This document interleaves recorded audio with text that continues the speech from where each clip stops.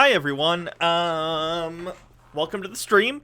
This is the first stream that we are doing where I am officially a Twitch affiliate, which is great. So, if you're someone who enjoys Twitch and enjoys subscribing to people on Twitch, congratulations, this is your lucky day. You can now subscribe to me on Twitch.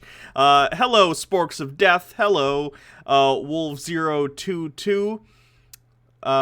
When the link is posted but the Twitch page isn't live. Hey Hannah, congrats. Yeah, thank you.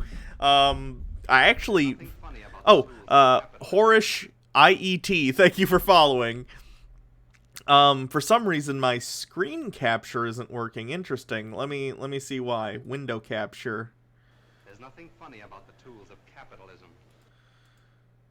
Can I change the properties of this? Why can I not see the window capture? Very strange. What about if I do this? If I'm on YouTube, does it work? No? Okay, I guess I'll have to add a new window capture. Window capture.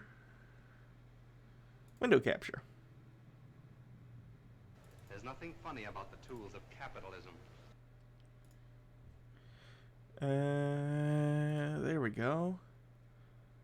Done. Okay, much better. Now it's all working. Thank you to Balthazar for subscribing. Yeah, thank you. Thank you, the Pseudo-Sapien, for hosting me. Thank you, Eye of Jade, for subscribing. Thank you, Dilver, Everin for subscribing. Thank you, Arnus3 for subscribing. Thank you, Jeffrey Patron for subscribing. Thank you, Fu Manchu for following. Yeah, this is great. Thank you, oh god, it hasn't popped up in my feed yet even. Or maybe they're just all back up in a row. Mystic Bambi, thank you for subscribing. I do have emotes ready for the subscribers. However, I'm just waiting for them to get approved by Twitch. So don't worry, those are already in the system. I'm literally just waiting for them to be approved, and then they should appear. Thank you, Drakewing, for subscribing. Thank you, Honey Bear Ghostly, for subscribing. Thank you, Seshamaru, for subscribing. So many subscribers. I'm already, by the end of this, going to have unlocked another another emote slot because so many people are subscribing. Thank you. Arenas3, thank you for the 250 bits. Woo! They say, yay, Hannah. Indeed, yay, Hannah. And yay, all of you.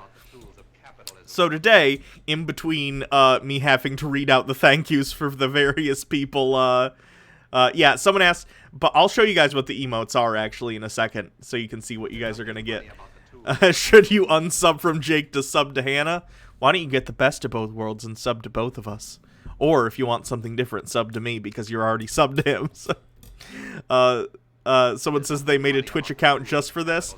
Thank you, Arenas3, for... Oh, wait, was that... Yeah, thank you, Arenas3, for the 250 bits.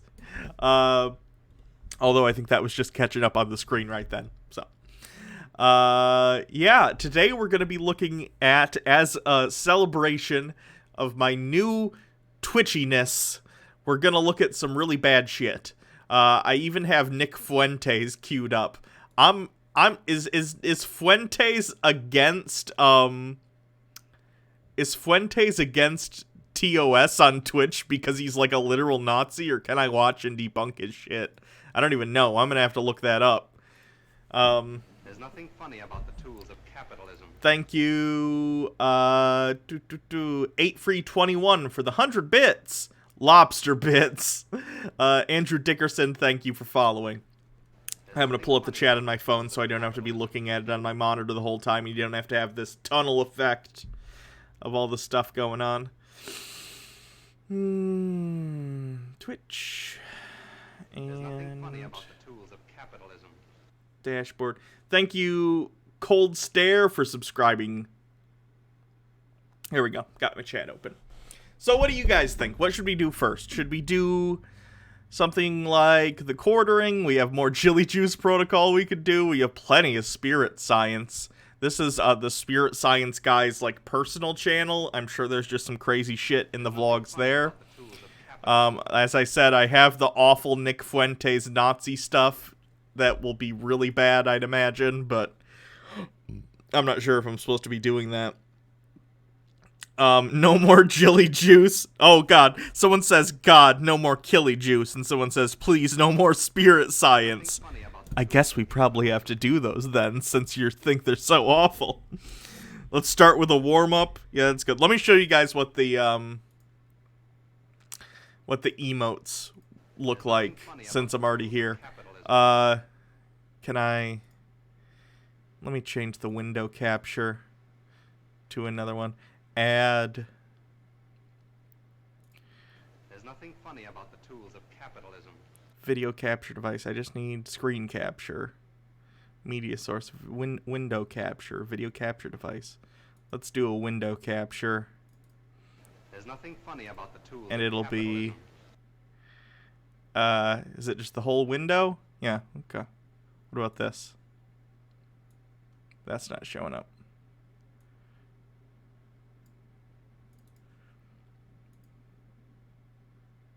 There's nothing funny about the tools of capitalism. Is it not showing up? That's strange. I might have to just delete that one then. Delete, yes. Add, There's nothing funny display about the tools capture. of There we go. That'll do it.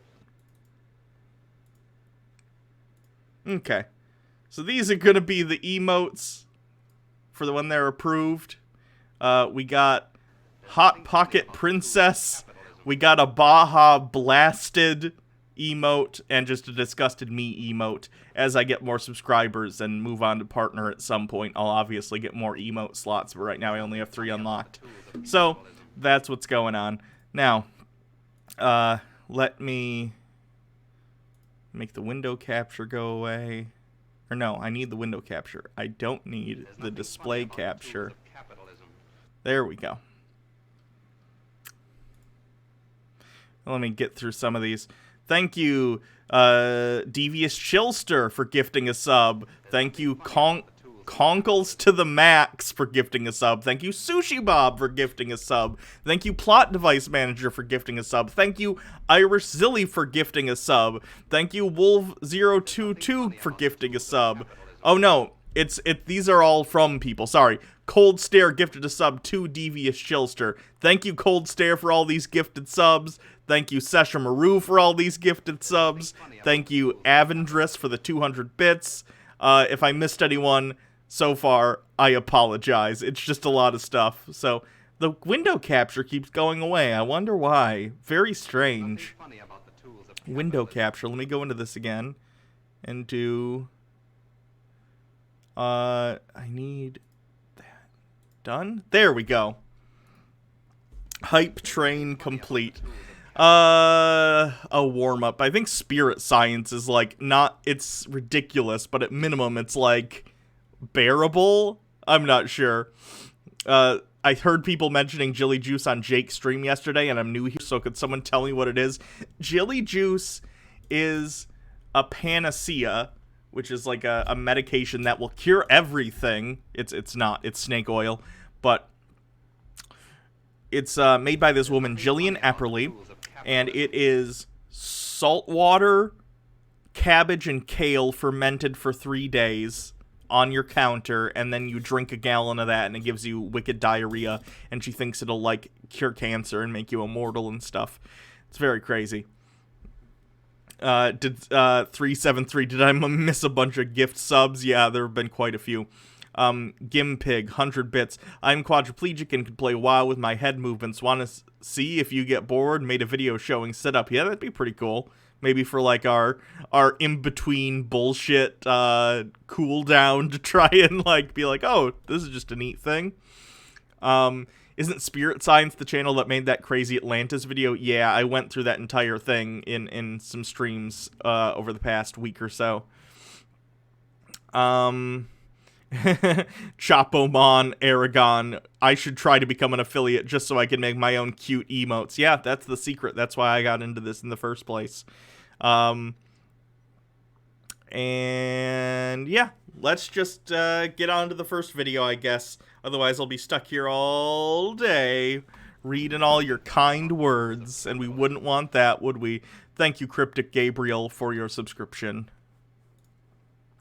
So do we want to do Spirit Science, the channel, or the personal channel of the Spirit Science guy? I think this could be interesting. Is spirit science a religion? That's a good question. They believe in a lot of woo, so I could certainly see it. The art of giving, the higher minds, personal. Yeah, people are saying personal. Bad Jesus and the Illuminati. That sounds promising, doesn't it? I would like to start this video by expressing a prayer of gratitude. Oh my god, he's so quiet. I can barely hear him. Jesus. My volume's literally all the way up and he's like inaudible. For each and every one of you who takes the time to watch this, to get deep. I literally don't think we can watch this one specifically because we just won't be able to fucking hear him. He's so quiet. I wonder if all his videos have a really, really quiet thing for some reason. Let's just do a random one to see. Today I want to share what I've learned. Oh god, why is all his audio at home shit? Dude, you run a YouTube channel, get a mic, put it in front of your face, and speak into it. Clearly your shotgun mic is like way too fucking low. Is this ASMR series? Yeah, no kidding. Alright, I'm gonna do the main channel just because I can't fucking hear his channel. Hot yoga. I don't know what that is. We did this one the other day. Spirit Science, the Hidden Truths of COVID. Whatever. First trip to a crystal store. I don't know. This is a short one. Let's warm up with a short one. Whoa. Hello, what can I help you with, soul friend? I'm not sure. I'm not a crystal expert or anything, but they're all so beautiful. Do you recommend anything? Well, there's amethyst, which is known for its stress-relieving properties and balancing of the crown chakra. But then there's citrine, which is great for brain function, including creativity and self-expression.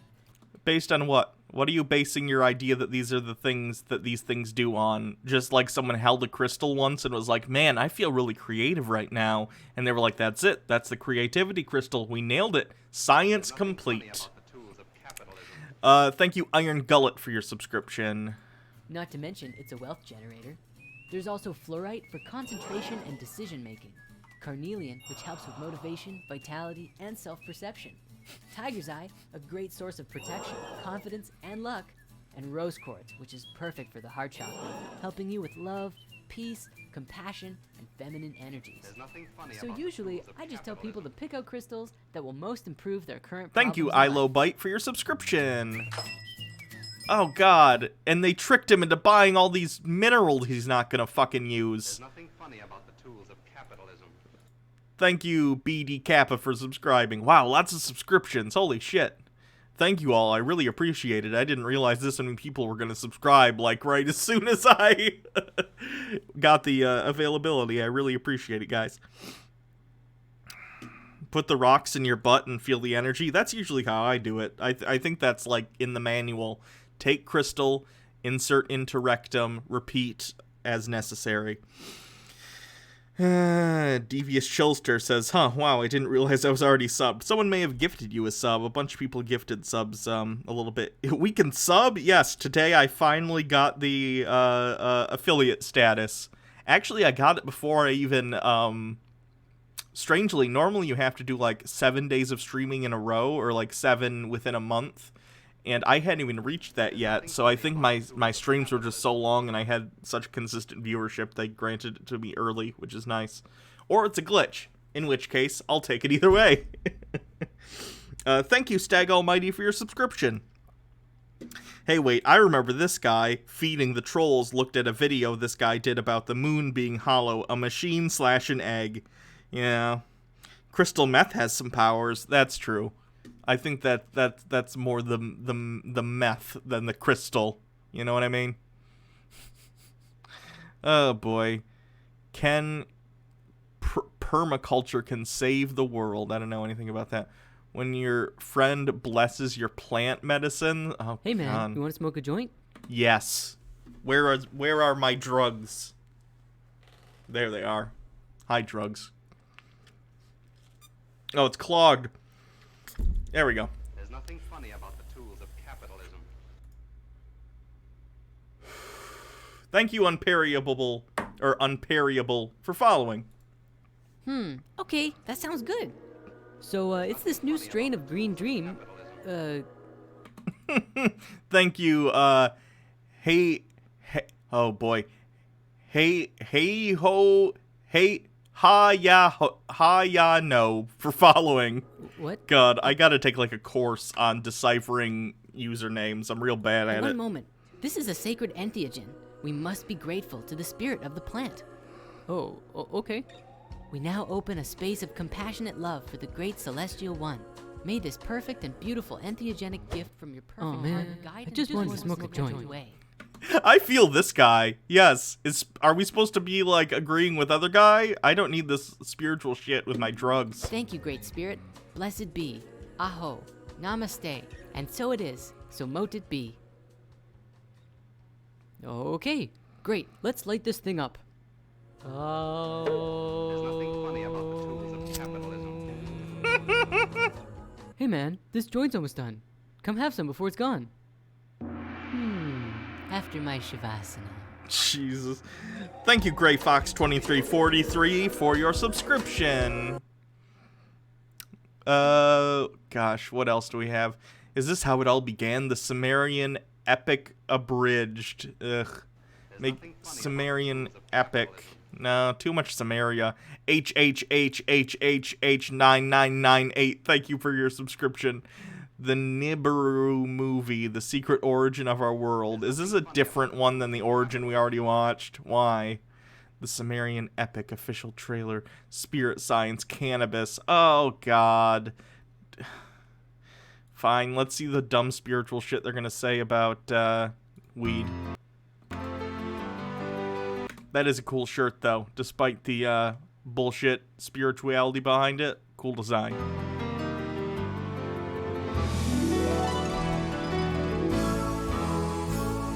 This video is created for educational purposes. Puff, puff, pass responsibly. Alright. Did Carl Sagan really say this? I didn't know that about him. That's kind of nice. Legalize medicinal crack. Yeah, I'm sure that'll be good. Refreshing crack. Ah, crack. Hello, everyone. Great to see you. As you're probably aware, Canada just legalized cannabis. As residents of this country, influence in our lives and the Oopsie. world. No better time for cannabis. As residents of this country, the Spirit Science crew felt that there was no better time for us to open up and talk about cannabis and its influence in our lives and the world. Wait a minute. Are you telling me the people behind Spirit Science do drugs? I'm shocked. There's nothing funny about Truth the is, tools for a of really long capitalism. time, I found it difficult to discuss cannabis and other types of psychoactive plants because they're illegal. So I often kept Thank the you, conversation on the down low, choosing to focus on other things HHH9998 with for all the Spirit Science. gifted subs. However, it's such an important conversation because cannabis can serve as a powerful bridge between spirituality and science, or experience and measurement. Now, there is a brilliant man named David Schmader who recently did a TED Talk called Stoners Coming Out, which sets the stage for this conversation in a really articulate way.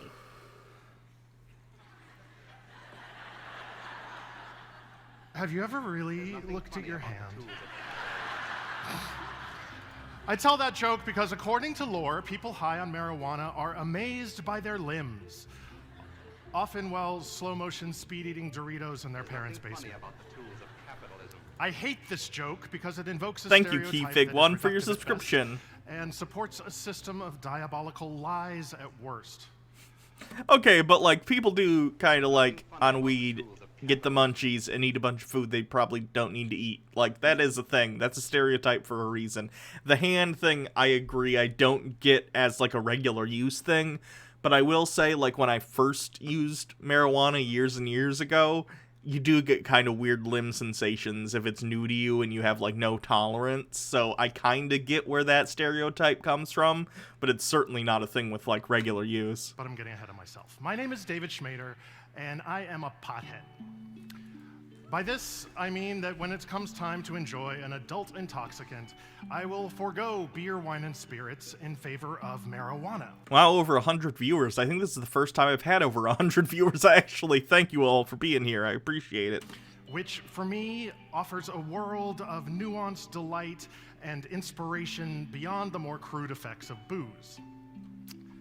But I am not here to proselytize, and Seems like you are a little bit, and I'm someone who enjoys to partake in the Mary Jane now and again. Seems like you are a little bit. At minimum, you're trying to normalize, which is great. I think it's good, but don't be like, I'm not here to like change your mind. You're making a persuasive speech right now. It's literally what you're doing. for a long time I kept quiet about my own enjoyment of weed. It was Thank you, illegal Obo most of Wan, the for time I your was enjoying it, subscription. And why make myself vulnerable as an out and proud lawbreaker if I didn't have to?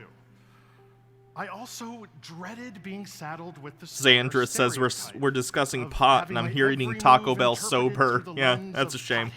pothead. So what if I used weed not to escape, but to engage with art and ideas and food and dogs and hilariously terrible movies?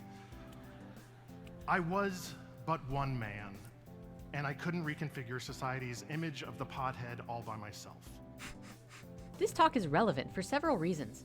The first is that now that cannabis is becoming legalized, we have to This is still spirit science? Yes, it is. change and evolve our stereotypes and our understanding of what it is, which is one of the purposes of this very spirit science episode.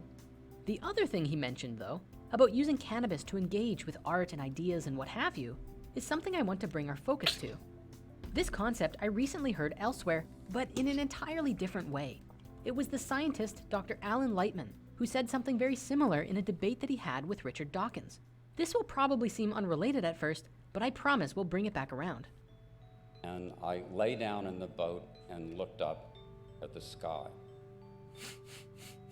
And after a few minutes, I felt that I had dissolved into that star-littered sky. Okay, but like you didn't. It's great that you had this like profound experience that like you felt connected and one with the universe, and that could be like a beneficial thing for you theoretically, but you don't need to ascribe like literal magic to that feeling. Like it's a wonderful thing to get that feeling of awe at the universe, but you don't need to pretend like it's some sort of magical or religious experience, because it isn't. It's so much more interesting than that. I felt like I was falling into infinity. I felt like I was becoming part of the stars. My body disappeared, the boat disappeared. And the vast expanse of time from the long distant past, long before I was born, to the long, Holy shit, that's a lot of gifted long subs. after I would be dead, Thank you, that Keyfig1, vast for expanse gifting of 10 time subscriptions. seemed Wow. compressed to a dot. I felt like I was connected Thank not you. only to the stars, but to all of nature and the entire cosmos. I felt emerging with something much bigger than myself. And after a while, I sat up and started the engine again. Well, I would imagine that many of you have had similar experiences, and I'll call it the transcendent experience.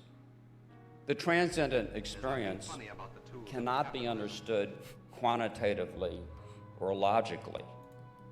Certainly not in the manner in which a physicist can calculate. Oh, by the way, if anyone has any ideas for emotes, let me know, because I have no idea what you guys want, and frankly, they're for you guys, and you guys are the subscribers. So, like, if you have ideas for emotes, or if someone wants to make one, and then I'll just put it up for you guys, great. I'm open to anything that's, like, not against Twitch TOS. Like how many seconds it will take a ball to hit the floor when dropped from a height of 2 meters. When I was lying in that boat in Maine looking up at the sky at night, you could have hooked up every one of my 100 billion neurons to a vast computer. All right, we get it. Drugs are fun. You know what I want to watch? You know when people, since I'm hearing it a bunch, I want to watch it again. You know when people subscribe or whatever, that little audio clip comes up that's like, there's nothing funny about the tools of capitalism. That comes from capitalist propaganda that I really want you guys to see. Was it which World's Fair was it? Shoot. World's Fair robot. There's nothing funny about the tools of capitalism. Yeah, 1939.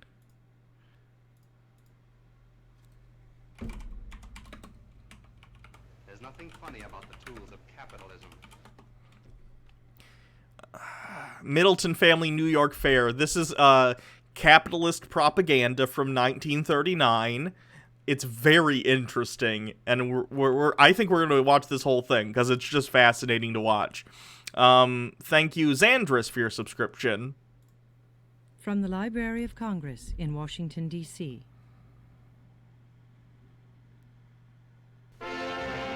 Drakewing says, gotta say, I hate the conception that you have to be high to understand certain things or appreciate kinds of art. As a creatively oriented person who's never really had a good experience with drugs, that's a bit alienating. Yeah, I don't get it either. Like, pot can make me, like, relax, and it helps with my anxiety. In fact, I had a medical card while it was legal here in Michigan, medically. Now it's just recreational, so it's just easier, and I just go through that. But I had a prescription for that for years just because it helps with my anxiety. So, I don't know. I find people who gatekeep drugs in any way, shape, or form, or art, or whatever, very, very silly. Where would we submit an emote? Send it to my Twitter, at Hannah Reloaded.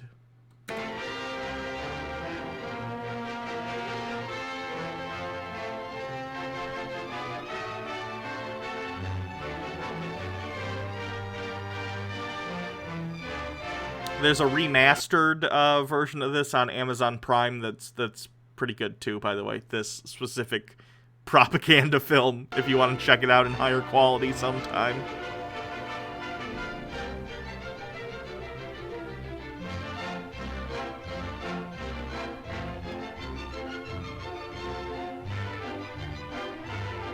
Alright. I don't think we need to look at a bunch of dead people's names.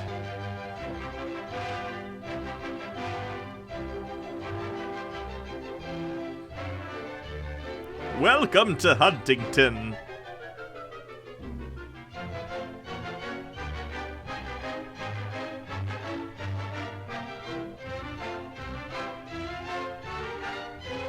Oh, warning, this has a very racist depiction of the family's live-in maid. Just be prepared for that. Wait, weed is legal in Michigan? Yes, Titans 1226, it is. What are we watching? Capitalist propaganda from 1939. On hip. Ready. 1, 2. And over 600,000 young Americans are stepping hopefully out into the world this year, looking for their first jobs. The same number faced a similar problem last year. An equal number will face it next year. What chance have these boys and girls in a world already staked out? Now that the land frontier is closed, Good morning, is there son. no longer a Have a place good sleep? for them to Oh, like go? a log. Will they find welcome or closed signs on the gateways of opportunity? Blah, blah, What blah. can a How young can we stand it generation before look forward breakfast? to? Wait a minute, bud. What hope is there for youth in the world of tomorrow? The answers to these questions are vital to every man, woman, and child in the nation. They present grave problems to labor, commerce, agriculture, and industry. Their solution should be of primary concern to... I like that it's education and 1939 government. and this kid is just literally wearing a suit. That all they're doing is going to the World's Fair. They're going to a fair. And I know the World's Fair is not the same as, like, you know, a county fair, but it is, like, just a place you go and hang out and look at exhibits. And this kid is wearing, like, a full-on suit. Of citizenship You're is telling at us. stake. The facts involved, however, are both This kid acts like he's 40. difficult and Sorry, complex. Dad, I gotta do it. He's breaking my The heart. manner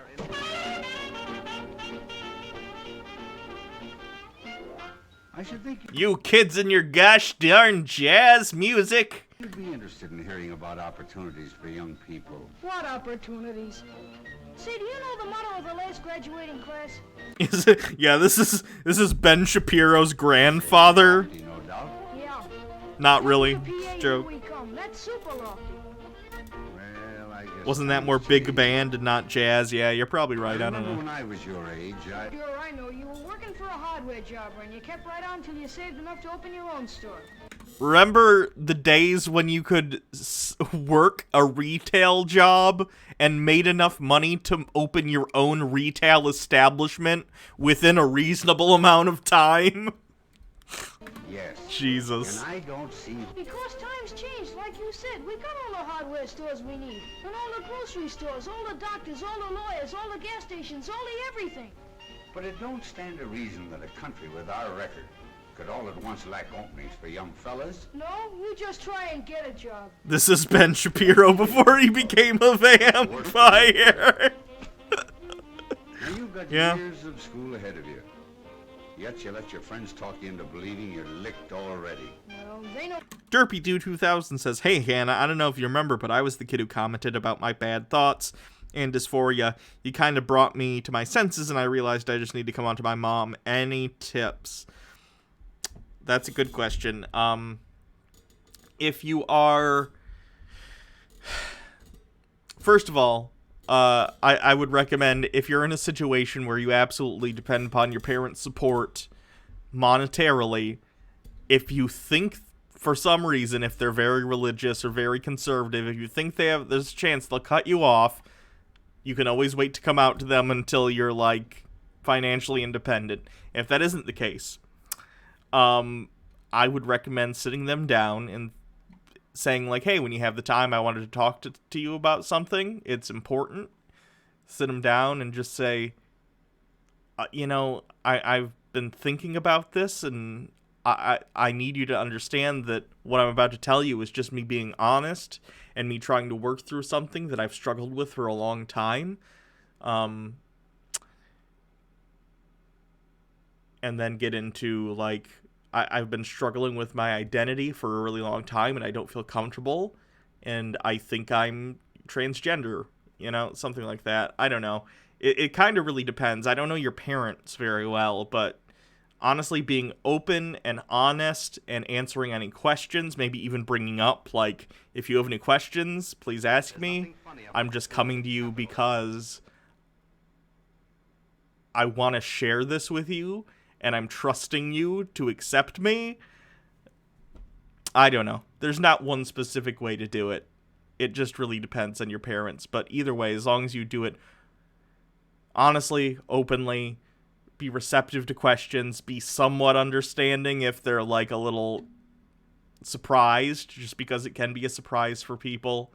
But still, making sure they understand that this is who you are, and this is something you're going to have to deal with one way or another in the future. Now listen, son. I wasn't going to tell you this, but you're the reason we came here all the way from Indiana. You've heard all the talkers. Now I'm going to show you the doers. That's why I brought you and your mother to the fair. Holy smoke, the fair! I forgot where we were. Hey, Grandma! The kid forgot where they were? What? So the kid was brought to the World's Fair, woke up in the morning, put on a 3-piece suit, came downstairs, and entirely forgot why they were in town. That makes no sense. Thank you, Crazy Right, for following. Thank you, Crimson11, for all the subscription, or all the gifted subs. Hold your horses, Bud. We'll be ready in a minute. He sure do think a lot about his stomach. You probably had a good appetite yourself at his age, Elvira. Lord, Miss Harrison, if appetites was houses, I'd almost ought to holler right now. How's the table, Jane? Yikes. All set, Mother. Come on, everybody, back into the Yeah, it's very mammy-ish. It's the best news I heard since I got here. Hi, Mom. Boy, am I hungry. I don't know which I've been looking forward to the most, the fair or your cooking, Mother. Don't pay any attention to him, Grandma. He says that to all the cooks. Well, you can't make a cook mad by liking a cooking. That's a good thing for a young man to remember. I'll say it is. That's how Dad got his corporation. Hey, that's not a corporation. That's private ownership. A man's entitled to a stomach at his age. Splatterkin with 100 bits. Hey there, Hannah. Glad to see you're doing more content on Twitch. I've always enjoyed your personality, and I'm glad to get more of you on here. You're fucking killing it, girl. Rock on, NB Rights. Fuck yeah, NB Rights. Thank you. I'm really enjoying doing it, too, and I'm glad I get to interact with all you people. It's been a lot of fun. I'd have been pretty lonely here without her. How is she getting along with that art business she's studying? I don't know, Tom. It's over my head. I gave up when she told me pictures on calendars weren't art. Wonder what in the world's keeping her. Babs, your breakfast is ready. We're waiting for you. Well, we may be waiting, but I don't think it's noticeable. Morning, Dad. Good morning, Babs. Morning, Mother. Morning. Morning, Grandma. Morning, dear. And that's for a fresh little brother. That's a fine way to treat a guy that's come all the way from Indiana to see you. The fair, of course, had nothing to do with it.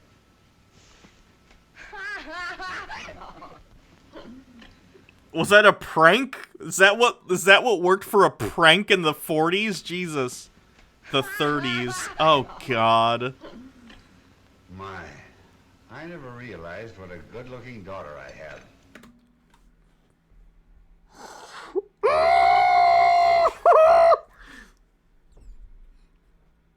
No. There's nothing funny about the tools of capitalism. With 100 bits, Splatterkin. Also, when can we get the legendary 24-hour Elon rant, Hannah? Where is it? That's a good question. I don't know. I'd have to, like, literally get, like, a binder and get all my Elon info together and just rant for a day. Yikes. Pardon me, we have. Grandma, do you have to run an all-night lunchroom for our boyfriends like Mom did? No, there's only one, and I don't see him very often. Why, of course. Jim Treadway from back home. He's working at the fair. You couldn't do better, Babs. Jim's a fine boy. Chip off the old block. He's going places. Not with me, he isn't. What are you trying to do, get rid of me? Oh, Jim's a nice fellow, of course, only I'm not in love with him. But, Babs, I thought you had, you know, some sort of understanding. That was in high school. I was young then. Okay, the parents are going, wait, didn't you agree to marry that boy in high school? You can't welch on your agreements. Jessica Moore, thank you for following. I'm grown up now, and I have better judgment. When do we get a peep at your better judgment, kid? Oh, I didn't know you were going with anybody else, Babs. Is it somebody we know? Now, Jane, there's plenty of time. We just got here last night, and you want to know everything before she even gets a chance to say hello. There's nothing to get excited. Everyone is wearing, like, formal outdoor clothes inside for, like, lunch. Like, why is she wearing this? I don't know.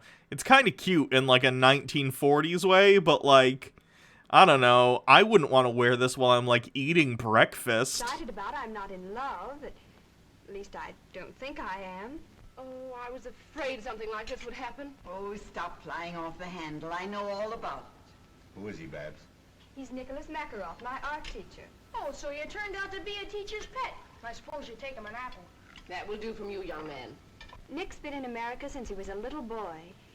But he knows the world like we know Main Street. He's a genius. You like him. Oh, sure we will. Anybody you like is okay with us. Her boyfriend is a... I don't think they ever use the word communist in this, but her boyfriend is basically a communist, and he's the beta communist who will be overtaken by capitalist Chad later in this. Just so everyone's aware of what's coming. Running along, I'm late. Where'll I meet you for lunch? Well, I thought it'd be kind of nice if we looked up Jim Treadway first. His folks said he's working at the Westinghouse building. Supposing we all meet there. Babs, why don't you bring Mr. your friend along? We'd love to meet him. Sure, fetch him along, Babs. What are we watching? Capitalist propaganda from 1939. Right, if he can get away. He's awfully busy right now, but I'll ask him. Goodbye. People were afraid of the commies back in the 30s? Yeah. They were, how do I put this? Like I said, they don't use the word communist. This was 39. But, like I said, they don't use the word communist in this. but, like, the boyfriend is in favor of, like, labor movements and says stuff like, there's nothing funny about the tools of capitalism, so he's basically a communist. Yes, sir. It's just what this family needs. An artist. Now maybe we can get the house painted for nothing. Thank you, managed to configure for following. Damn good quality for $39. Yeah, there's actually a remastered version of this on Amazon Prime, and it looks way better. They went back to, like, the original negatives and cleaned them up. It's, like, HD quality. Maybe not quite, but, like, it's upscaled to HD, I'll say that. This was certainly shot on film, because this was before tape existed, so...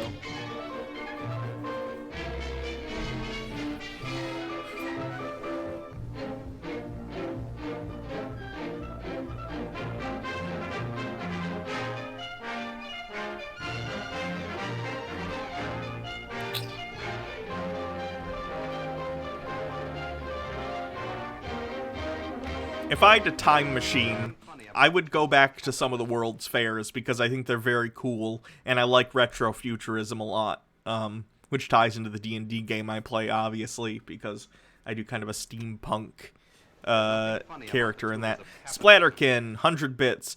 Capitalist propaganda, you mean every piece of media ever bought and sold? If you want to classify it as that, sure. But this is, like, explicit.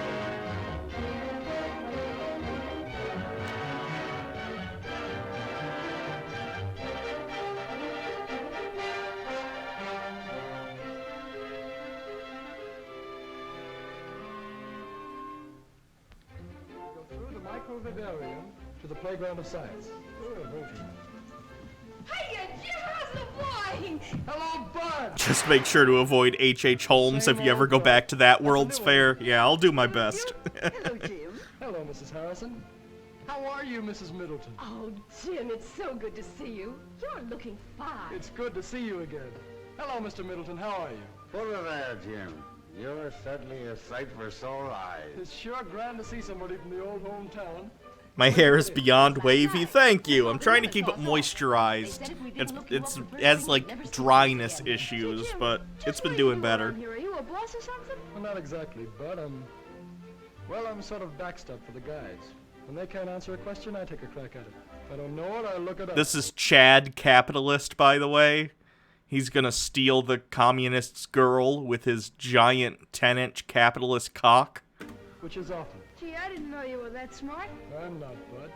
But you see, before the fair opened, we took a special course of instruction to prepare us for the questions the company thought might be asked. Well, do they stick you very often? And how?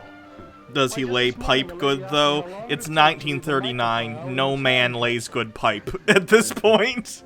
He just shoves it in and jackhammers for 30 seconds. Can we take a look at it? Why, sure. You can get to it this way. Chaditalism. Yeah. He's a little old for her, right? Today, yeah, in 1939, really fucked up things where old men would, like, date teenage girls. Oh, did I miss someone's sub? Notice, Lucy Purr, meow. She subbed. Thank you, Lucy Purr, for the sub. Sorry I missed you. So would be to deprive the people of that era of the legacy here left them. Cherish it, therefore, in a safe place.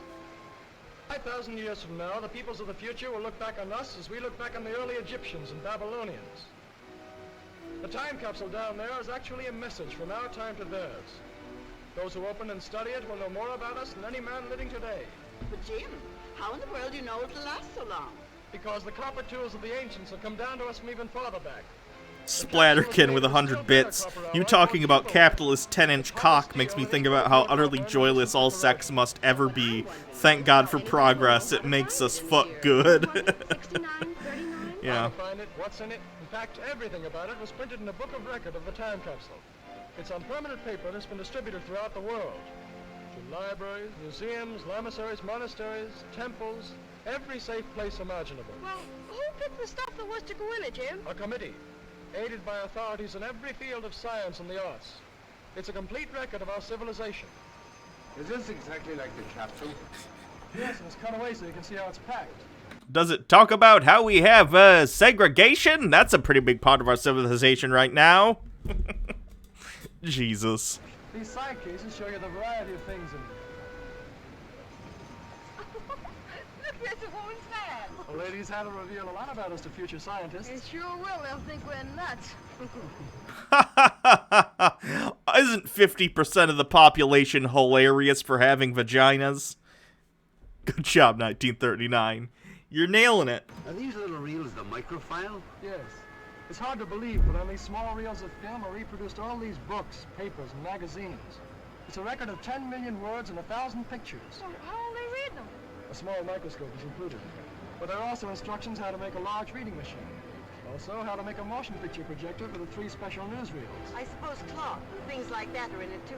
Everything from samples of fabrics to... It probably doesn't even mention black people. Yeah, you're not wrong. I'd have to look into it, but it wouldn't surprise me if it's like, you know, and then we had a war in the 1870s for no particular reason, but other than that, pretty much smooth sailing. A dozen different kinds of common seeds. I bet a nickel I know something that isn't in it. Mickey Mouse. You'd lose, bud. Mickey Mouse, Dick Tracy, Barney Google, they're all there. Even toys and money. Why, the list of contents alone takes up 17 pages of fine print. Boy, they weren't fooling when they made that capsule, were they? It's the brains of the world done up in a small package. And it's the most permanent exhibit at the fair. It'll still be here when the rest of this place is nothing but dust. That's remarkable. Yeah, what the fuck is Barney, Google? I have no idea what 1939 Barney would reference. It can't be the Flintstones, like Barney Rubble. It can't be Barney the dinosaur, so there must have been some other pop culture thing named Barney. Show some of the other sites, Jim. All you can use. You men go along. Jane wants to write some postcards home. We'll look around and meet you later. Well, that's the writing room over there. Swear you were on Drake and Josh. Me or someone in this? I definitely wasn't on Drake and Josh, though that would have been great, because that show's hilarious. Are awarded cash prizes. The winners are announced every Sunday evening during our Let Us Lose some weight? I actually am. I've lost 5 pounds. Thanks for the advice, though. Pretty rude, though. Get me the dope on that contest while you're over there. I might just as well have some of that cash as the next guy. Pretty sure of yourself, aren't you? 100 bits, Splatterkin. I fucking hate the way these people talk. They sound like Ogle at black people at the zoo. Look, Martha, it's the coloreds. Ain't they swell when they graze? I can't take it. Yeah, they look bad. Looks like the shop of old Watch the Birdie Schultz. Remember him, Jim? 6 deluxe portraits for $1. You'd better take another look. He never had a camera like that one. That's a television camera. Holy smokes, does it work? Of course. You go. Oh, Jeffrey Patron with 100 bits. This is Barney, Google. Let me look that. Let me pull that up real quick. So we can see what the fuck Barney is.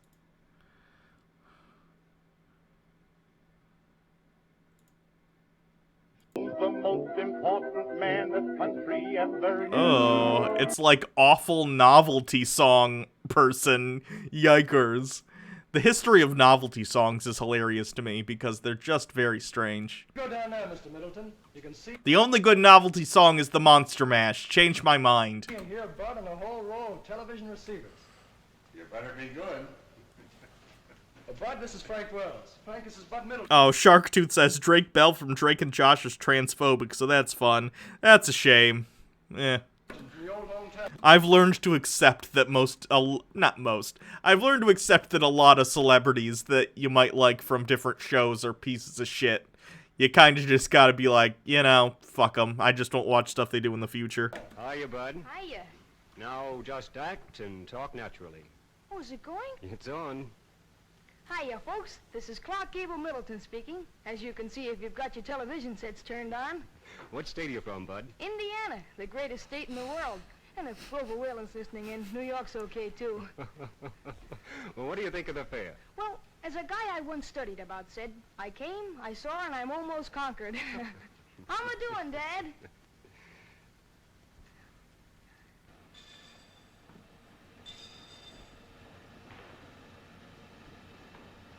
Is anyone in here like a regular mod for Jake? If so, I could use some more moderators, by the way, as this grows, so let me know, and I will mod you.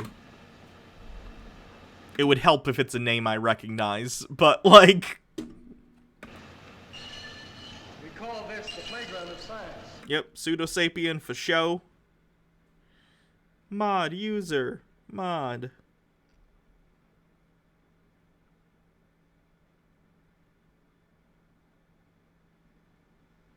And Sushi Mom, you will also be a mod.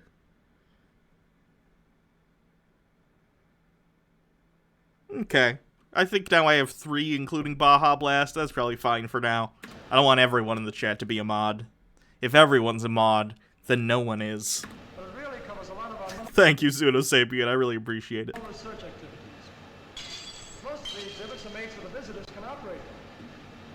Built-in watchman. What's it do? The bimetal discs like these This scene is awful because it's like they didn't... Like, you can't hear them. I'm skipping this scene because it's barely, like, audible.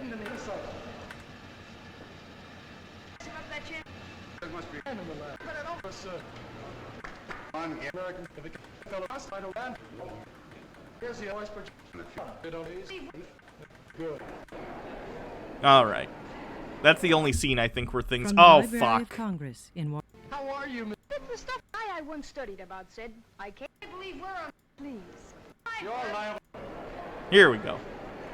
That's the last inaudible section of the whole thing. It's like they filmed it in a really busy room and didn't realize they wouldn't be able to pick up sound. This is beta communist cuck, according to the people who wrote this, and I fucking love him. He's my hero. Isn't it wonderful, Nick? Beautiful. I guess we're a little early. What do you want to do? Anything but inspect this temple of capitalism? Oh, Preach! Nick.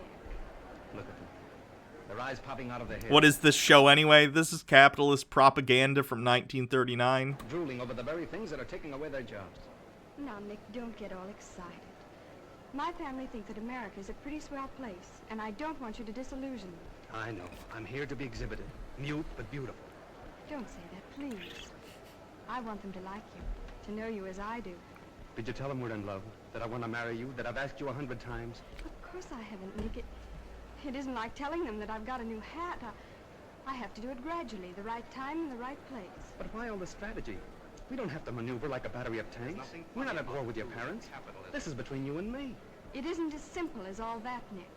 Listen to me. Thank you, Baz. by the Bat There's Phone, one for thing in our lives following. that doesn't concern other people. It's our marriage. The Quai. I would like a new hat more than a fiance. You can be Miss Smith. Go get yourself a hat. You deserve it. Give me a chance to find out whether I really love you or not. Then if I do, all right. I want my family's blessings beforehand, not when they can't help themselves. Afraid of being cut off with the proverbial shilling, darling? No. Money doesn't count where love is concerned. No, of course not. Here are some people who believe in finding out things for themselves. These boys and girls are all members of the Science and Engineering Clubs. They're sponsored by the American Institute of the City of New York. And they're all white. Scientific knowledge of young people. The movement's spreading over the whole country. Now, this is the kind of a thing that appeals to me. Do these same kids stay here during the whole fair, Jim? No, there's constant rotation. Each group stays here only a short time. Yeah, look at him doing the science. He's doing chemical stuff. Science. Seem to think that I'm an old fogey. But I just can't help believing... Splatterkin, I'd like a sundress more than a fiance. That way I'd get called a bearded lady like I always dreamed. Right on. Do you? There's the right kind of men and women, like these kids are going to be. You can get my vote on that any day. No system can make up for bad citizenship. No, sir.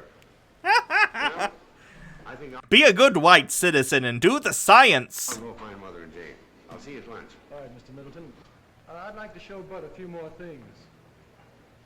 He has no PPE. This is 1939. Fuck PPE. Everyone's dying at like 50 anyway. Fucking burn your eyes out. Do it. That way you won't have to fight in World War II. Hard fellow to convince.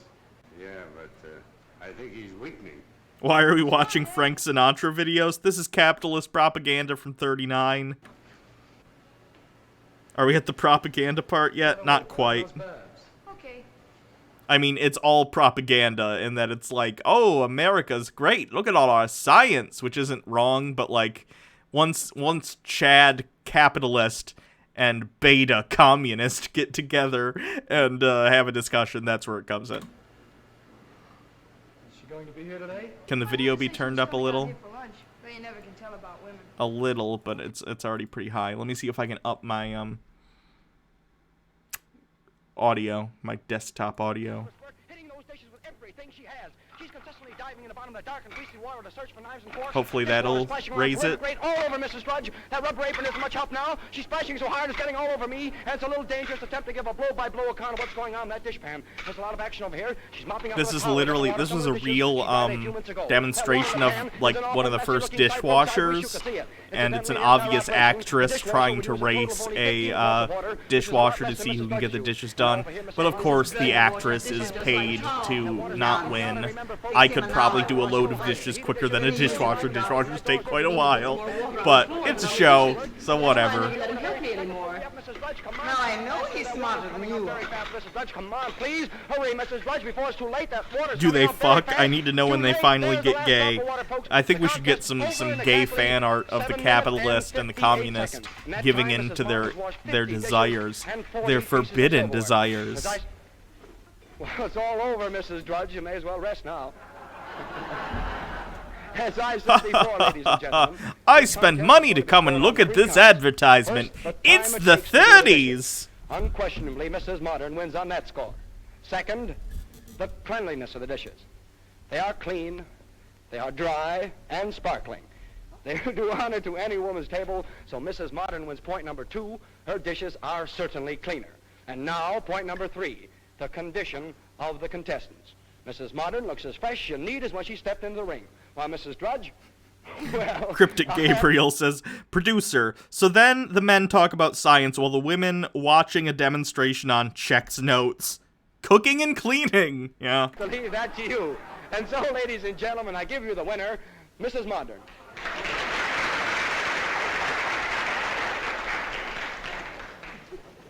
Wait, they cleaned and dried in 58 seconds? Is this an industrial dishwasher? It might be, just to showcase, like, look at this cool future technology. And then, of course, home dishwashers don't do it that quick. I have worked at a restaurant that had one of those big industrial ones with the hood that comes down that's, like, done in, like, a minute. Very cool. Said, did you hear him, Mother? In 15 years, a woman washes, dries, and stacks a pile of dishes 9 times higher than the Empire State Building. Imagine it. Well, that didn't impress me half as much as seeing Mrs. Modern read a paper while her dishes were being washed. She'll look young when she's 100. Hi, Babs. No. Shake hands with an old pal of yours. Why, Jim. Babs. How are you? Chad, capitalist. Scrawny beta communist. To see you again. You're looking well, as usual. Oh, this is Mr. Makaroff, my art teacher. Nick, this is Jim Treadway, one of the hometown boys. We're glad to know you, Mr. Makaroff. How are you? And this is my little brother, Bud. Hi, Mr. Makaroff. Hello. Well, say, Babs, we're on our way to the Hall of Power. Why don't you tag along and learn something? Well, there's plenty of time before we meet the folks. Art sounds like communist propaganda. You joke, but later in this, they literally make fun of abstract expressionism as like, you call this art? That doesn't even look like anything. I'm not kidding. I don't know, it might be fun. What do you think, Nick? All right, but don't expect me to be amused. There's nothing funny about the tools of capitalism.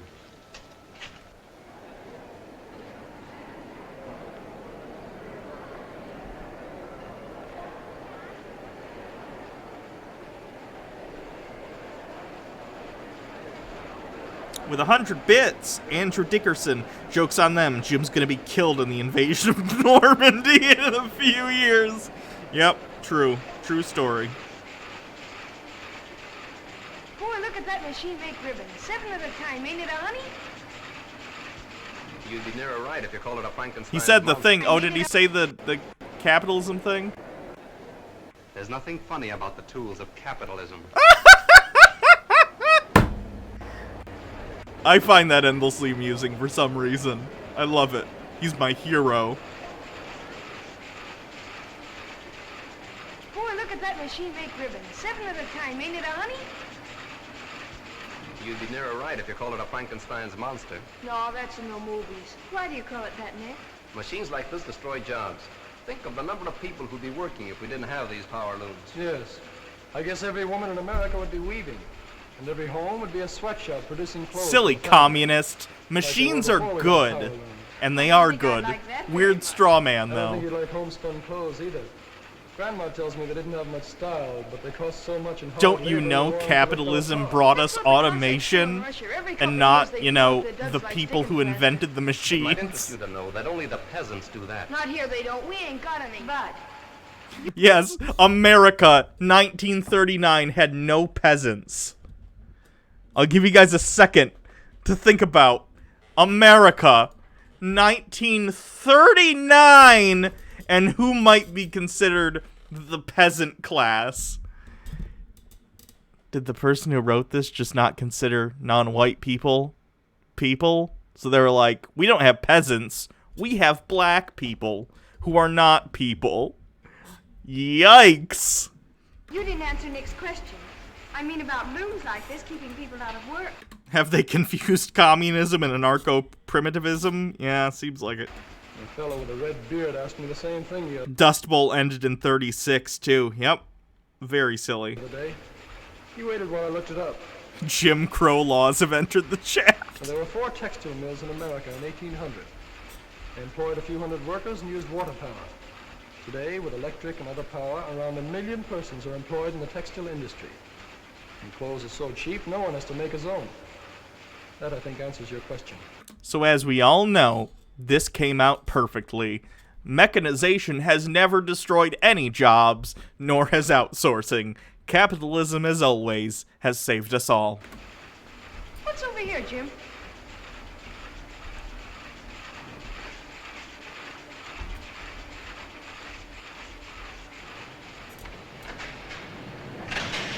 What is it, Jim? Look at that thing go around. It's a manipulator table used in a steel blooming mill. You can control a billet with these switches.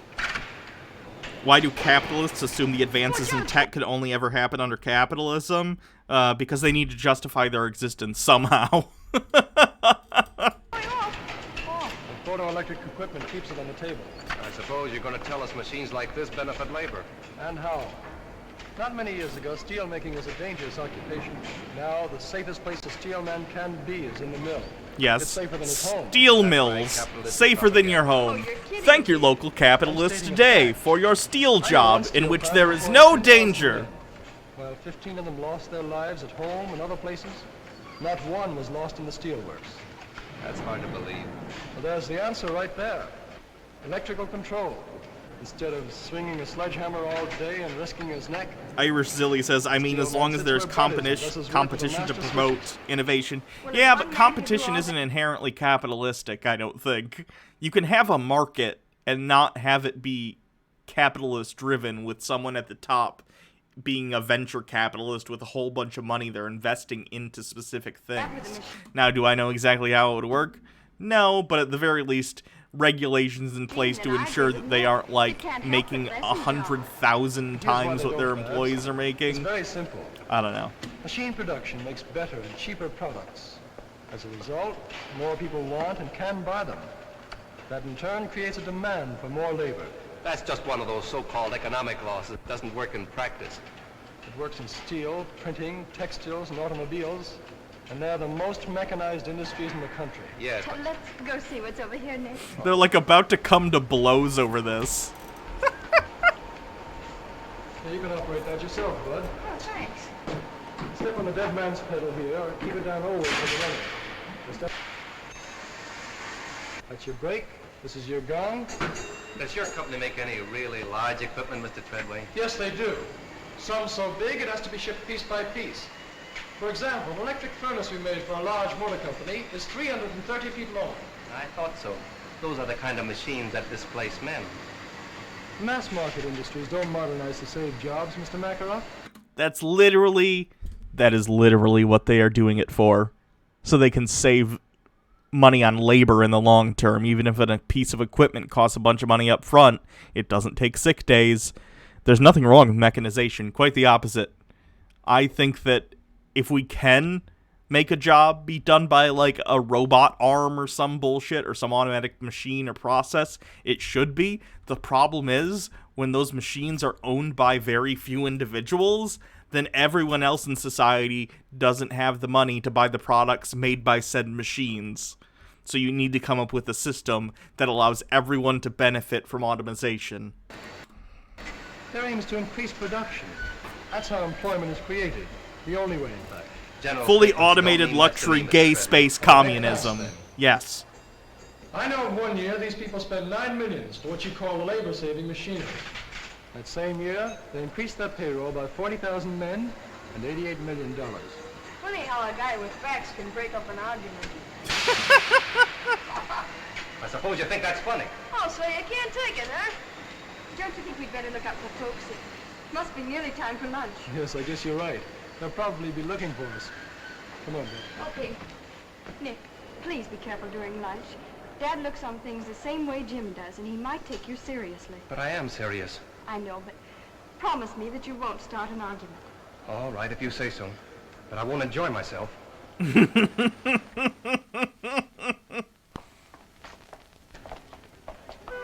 we'll expect you for dinner tomorrow, Mr. Makarov. And please come early. Devious Then we can Chilter have a says chance that for a kid is a nice little long shit talk. akin to the kids from Skyrim. Agree. Sorry I have to break away now, but I must get back to school. Au revoir. Goodbye, Mr. Makarov. I enjoyed meeting you all. Sorry, but I must go. Au revoir. Goodbye. Thanks. Using French words. This fruity academic. Doesn't he know this is Murica? Oh, boy, was that a meal. I could go for chow like that all the time. You do, and you'll wind up in a sideshow. Well, did I behave all right? You were fine. Only don't misinterpret Dad's approval of Karl Marx. He thought you were talking about relatives of Groucho and Harpo. I don't believe I know them. Stupid communist. You don't even know who Groucho Marx is. Now, I won't take no for an answer. You're coming to dinner, too, and like it. Hey, Jim, how about showing Dad the Hall of Science? He'll go for that. I'd be glad to, Bud. Fine. How about you, Mrs. Harrison? Would you care to join us? No, thank you. I want to show Jane and Barbara some of the things in the Hall of Electrical Living. Well, say, Electro, the motor man, will be doing his tricks at 2 o'clock. Oh, no. The robot. Barbara? I forgot about the robot. In this 1939's World Fair, this is a real thing at the World's Fair, they presented this, like, electric smoking robot, which is really, it's you know, it's a box that's shaped like a robot. It doesn't really move or anything, except for its mouth that can smoke. And they're passing this off like it's a real robot, and it's hilarious being where we are now and knowing, like, this is complete bullshit. This is absolute bullshit. This is nothing like a robot. You made a robot-shaped box that sucks air. Well, This way. What, you don't like my old-timey pronunciation of robot? That's how they say robot. It's a robot. Yes. That's what I call smart. Making time the theme of the home exhibits. I don't get it. What's smart about it? Well, if there was one thing a woman in my day never had enough of, it was time. My husband died in the Civil War. True, if they had a bossy husband. Don't tell me you're against husbands, Grandma. No, indeed. Only against slavery. Domestic or otherwise. That's why I like electrical engineers. Well, oh, God. At least we know her husband was a Union soldier then. That's good. They signed our Emancipation Proclamation.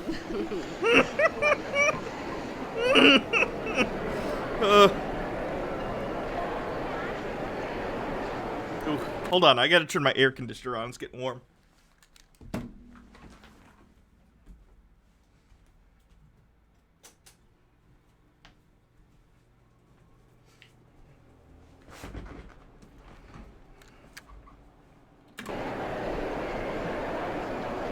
Yeah, I'm good.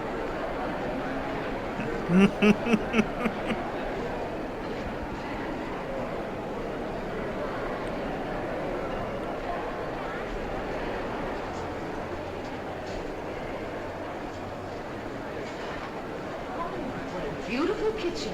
Neat, isn't it? Neat? Nothing. It's a paradise. Jeffrey Patron. If only I had more time to smoke weed and be asexual, but alas, I was tainted by capitalism. What it all means.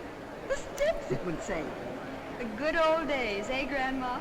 Yes, and anybody who wants them can have my share. This is the new electric dishwasher. That's keen. Bud and Dad would sure go for it. They're the official dish dryers. Tom's going to get me a dishwasher like that for my birthday. It's the last thing he ever does. But, Mother, your birthday was last month. At least the film passes the Bechdel test. Progressive? Does it... I mean, technically, yeah. The Bechdel test says nothing about not talking about housework. Although I guess you could argue that housework is implicitly tied to their relationship with their husband.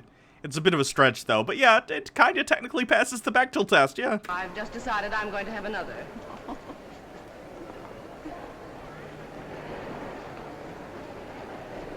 This is nice. And very modern.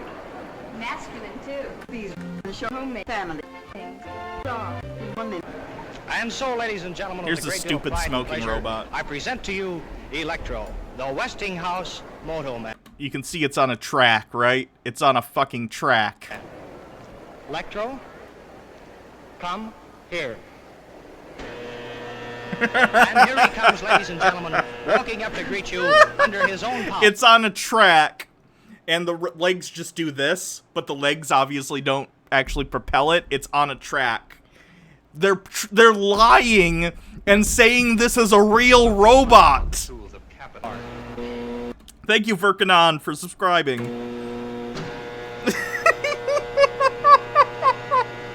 It's such a lie! This reminds me of Elon Musk so much. This is how I view Tesla and their, like, Cybertruck bullshit, or, like, the Hyperloop. Like, look at this robot we designed! It's a robot! Nothing is a trick, don't worry! Thank you, Buy the Bat Phone for your subscription. Stop.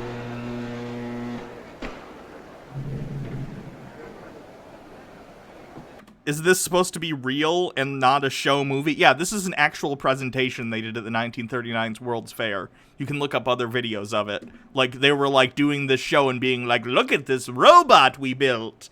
In the future, we'll all have robots. You see, all I need to do is to speak into this phone, and Electro does Crimson exactly 11 what I with tell him to 100 do. bits. No, it's not a real robot. I don't see why I'm Haha, telling Moto Electro's Man story go when he's brr. perfectly able to tell his own. So let's listen and see what Electro has to say to us today. All right, Electro, will you tell? Thank you, ass butt are cool, for subscribing. Story, please. Who? Me? Yes, you. Okay, Toots. Ladies and gentlemen, I'll be very glad to tell my story. I am a smart fellow, as I have a very fine brain of 48 electrical relays. It works just like a telephone switchboard. If I... What annoys me the most about this is that there's literally got to be a guy backstage just doing a robot voice. And everyone's like, yeah, this tracks. People were fucking idiots. I mean, people are still idiots. I'll say this. People are idiots. Now and forever, people are idiots. I get a wrong number, I can always blame the operator. Thank you, South of Grace 91, for subscribing. By the way, I see a lot of good numbers out in our audience today. Electro, behave yourself. Quiet, please. I'm doing the talking. I'm sorry. That's the most remarkable thing I've ever seen.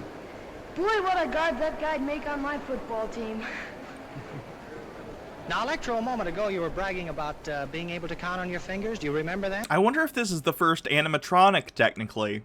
I bet it is. Well, we're going to find out about that.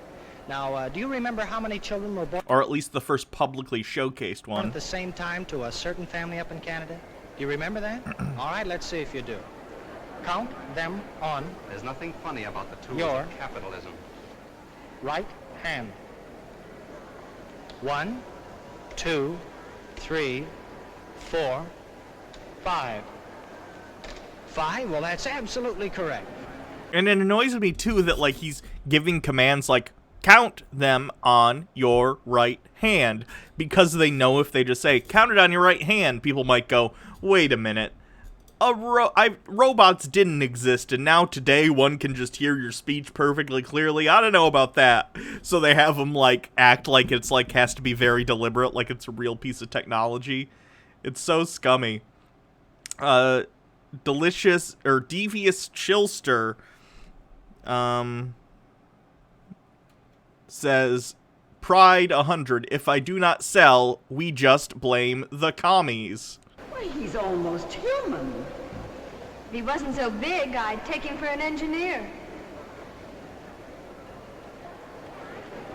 All right, now, Electro, I know you enjoy these, and I'm really going to try to give you a nice pleasure out of these. So here you are. It's the 30s, You even got the that? robots Now, hold on smoke. to it. You may now smoke this cigarette. Go on. It's literally like Bender from Futurama. He's fueled by, like, alcohol and cigarettes. Oh, yes, Electro, you do need a light, too, don't you? All right, here you are.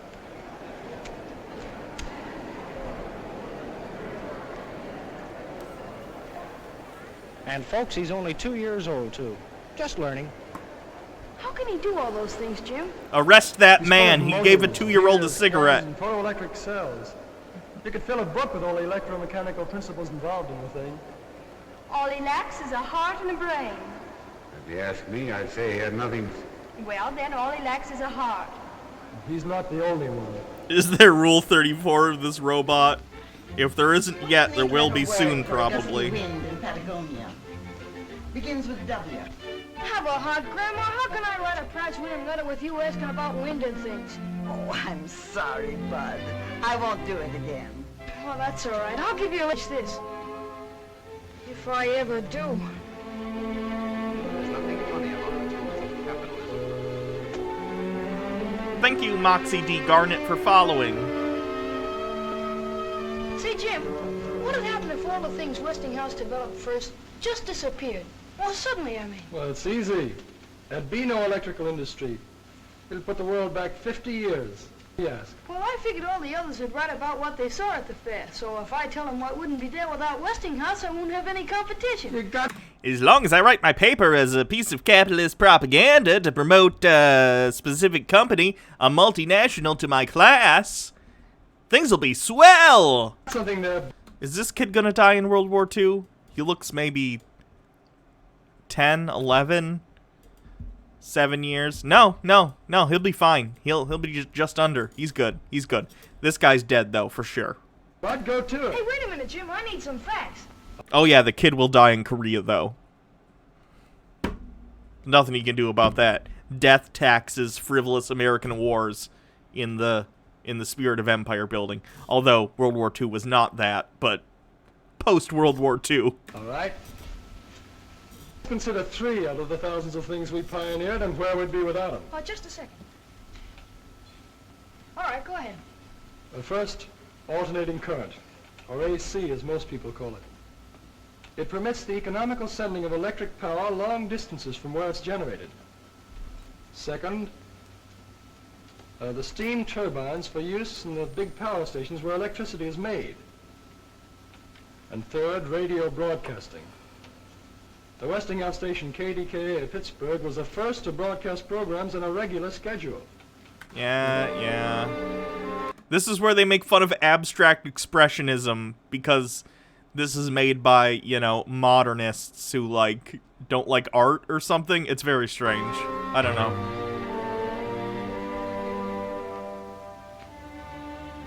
like that guy either, Jim. I didn't say I didn't like him. Well, you'd be surprised what a fellow like me finds out just keeping his eyes open. Jim, come over and talk to me. Enjoy your D&D, the Quai. How are you coming along? Well, I thought I was doing all right until Babs, well, turned from science. You're just like your father. He wasn't very smart where women were concerned either. It wasn't until he fell off the roof and broke his leg that your mother found out that she loved him. Do you think that would... What? This is like a weird Back to the Future plot now. Help? I don't think it's necessary. Most women, you'll find, pick husbands who see the world pretty much as they do. Who think as they do about religion, war, politics, yes, even communism. Okay, they do say communism in this then. They do it unconsciously. It's bred into them from childhood. Yes, but they can make mistakes too. And they can also correct them. South of Grace, that kid has to say gee willikers before the movie's over, otherwise it gets 1 of 5 stars. Yeah. If you give them a little time. There's nothing I never knew time had so much to do with love. I don't understand Thank what you, mean exactly by Janucci3 abstract for form, following. Nick. That's the trouble with verbal language. It's too clumsy to express elusive qualities. But to me, abstract form is the essential substructure. In short, the fundamental rhythm underlying our conceptions of spatial limitations.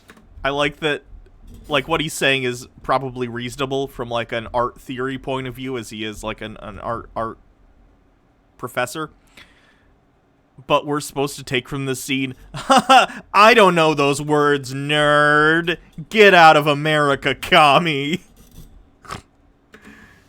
Do I make myself clear? Oh, perfectly. It's very clear now, thanks. Yeah, someone says, I didn't realize, fuck, modern art was 80 years old. Yes, when new art forms come along, or new styles of art, there's a large segment of people who are like, I don't get it. Whatever, it's fine. Say, this weather's almost as good as Indiana's. Don't get up. What do you got there, Mr. Makaroff? One of your paintings? Yes, it's a work that I'm rather fond of. A good piece of abstract painting, don't you think?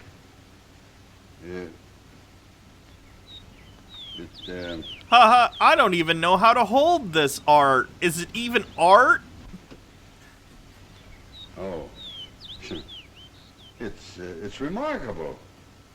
Certainly got a lot of color. No doubt about that. What does it represent? Represent? Why, it doesn't represent anything. Why should it? It's a picture, an independent entity. There's no reason to... Look at that face! This is this movie's, like, reaction to everything that is not straight white man capitalism. It's fantastic. Imitate something else. No, I suppose not. It's just that I'm sort of used to looking at pictures of... That face should be an emote. You're not wrong. You're not wrong. Let me see if I can get a good screenshot. Why? Well, it's, A good piece of abstract painting, don't you? I gotta get a good screen capture for the... so I can cut out the face. Oh. It's remarkable. Certainly got a lot of color. No doubt about that. What does it represent? Represent? Why, it doesn't represent anything. Why should it? It's a picture, an independent entity. Yes. Yeah, that's great. Print screen. Let me save this real quick, and then I'll get back to that. That's fantastic, though.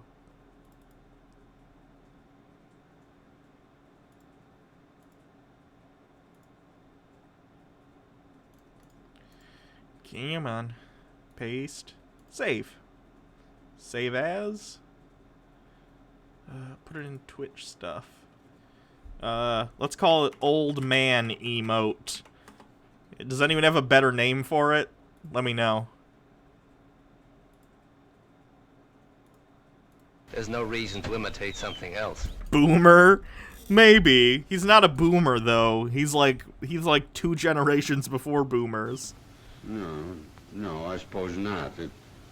It's just an... Boomer Watt. That's not bad. I mean, it gets the point across. He's an old person with... Yeah, okay. Even though he's not technically a boomer. I'm sort of used to Capitalism shock. That's not bad, looking too. at pictures of people and objects, you know. Why? Boomer Watt Why? is pretty good. Well, it's,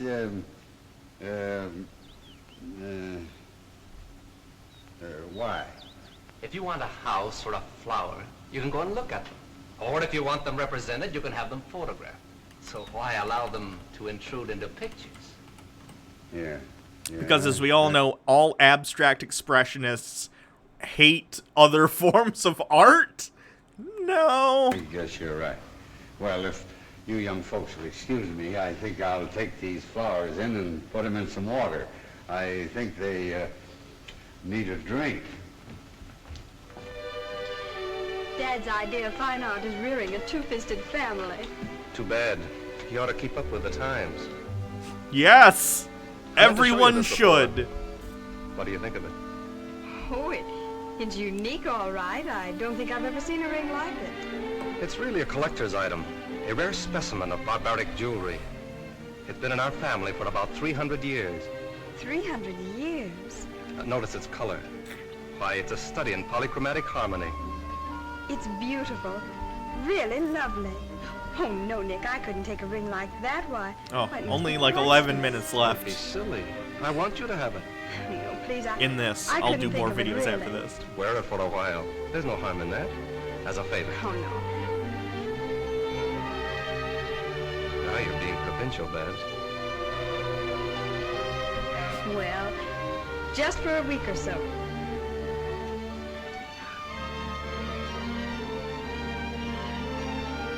How does it look? I'm wondering where they Now that you're showed wearing it, I can this. tell you. This Because, ring has like, been for over a dozen well, it would have generations had to been like the official theaters seal or of the something, protocol in my family. right? Because in 1939, would it's like not to like they see it. had like. Mother? Dad? When was television invented, actually?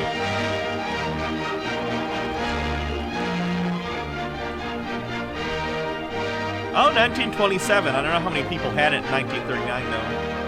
It's too big to describe in a song or a sonnet, so dress yourself up in your best bib and bonnet. The Westinghouse man has a welcome upon it for you when you come to this fair. Okay, maybe it showed on television. Middleton Family New York World Fair. The fourth winner in our Letters Home contest, a very young man from Riverdale, Indiana. Dear old Indiana, garden spot of America. Mr. Bud Miller.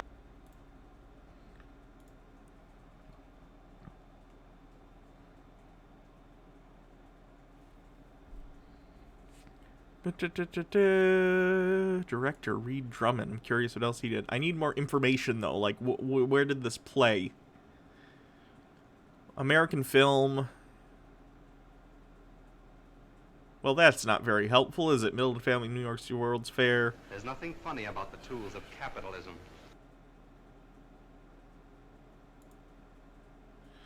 The Middleton family at the New York World's Fair culminated in a broader campaign of mass-market magazine ads and radio spots designed to showcase the Westinghouse Electric and Manufacturing Company's pavilion at the 1939-40 International Exhibition. Though more a time capsule of corporate propaganda than cinematic experience, the film still offers a fascinating glimpse into commercial strategies employed to confront and, to a certain extent, exploit America's late Depression-era anxieties and technology, automated, and the Red Menace. The Middletons represent Westinghouse versions of a typical American family. Father has worked hard for his little piece of a middle-class comfort, and he sees no reason that the future ought not hold even better prospects for his kids. Mother is a bit more high-strung. I just want to know where it showed. I'm going to assume in theaters. I'm going to assume it was a promotional thing in theaters. Like, hey, come see what's at the World's Fair, even though you don't have to, you know, go, whenever. Middleton. All right, this way, bud, and congratulations. Does the guy die or become a capitalist in the end? He gets cucked. That's what happens. His girlfriend ends up with the capitalist guy. Your prize-winning letter in the Westinghouse contest made all the judges sit up and take notice. These are unusual judges, that's all they took. Well, let's see. You had all your family with you, according to your letter, so you wrote that letter to a pal of yours back in Riverdale. I'm skipping ahead. We're getting to a bunch of crap happens. It's the same as Main Street, back home, only larger and busier.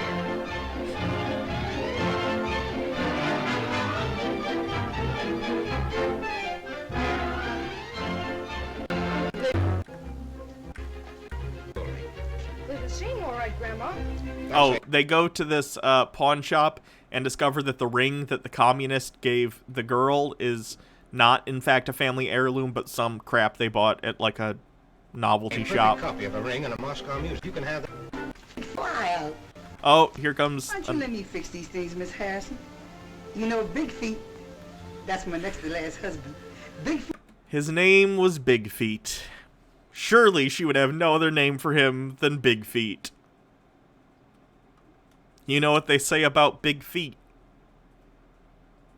Big racism. Why don't you let me fix these things, Miss Harrison? You know, Big Feet, that's my next to last husband. Big Feet say I make sandwiches that knock your eye out. That's why I'm doing them, Elvira.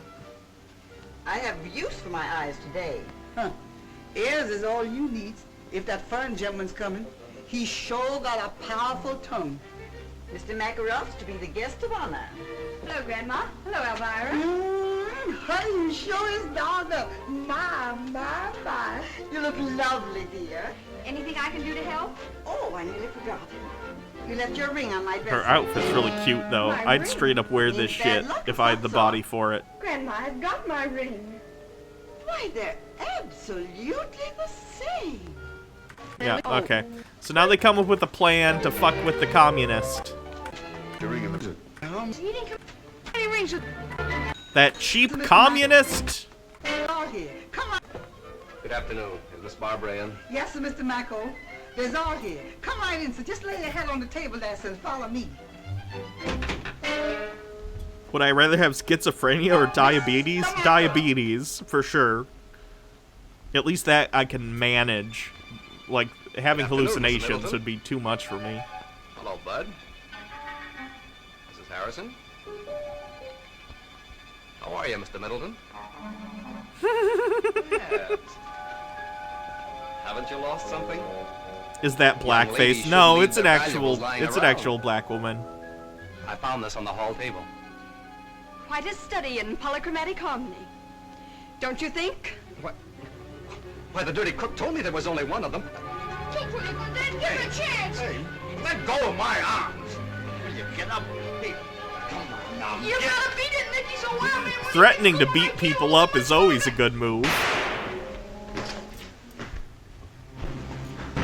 Land sakes alive, who all done busted what? What's happening? Basically, they were pretending that the dad was trying to get up and beat the shit out of the communist guy. And he ran away because he's a communist and therefore a coward. I think you scared him, Dad. He didn't even wait for a chow. You want to be ashamed of yourself, Tom Middleton. What do you mean by carrying a gun? A gun? Why, I don't even own a gun. It is that practical joking son of yours. I'll have you know, Tom Middleton, he's just as much your son as mine. Well, now that the guest of honor is departed, Yeah, there was like a gunshot sound. What are we gonna do? A whole table full of chow in front of us, and you ask what are we gonna do? He's not a very good capitalist if he doesn't own a gun. We're Yeah. gonna take our shoes off and listen to the radio. Can't you listen to it with them on? We can sit around the house when we get old. Tonight, we're going to look for a silver lining.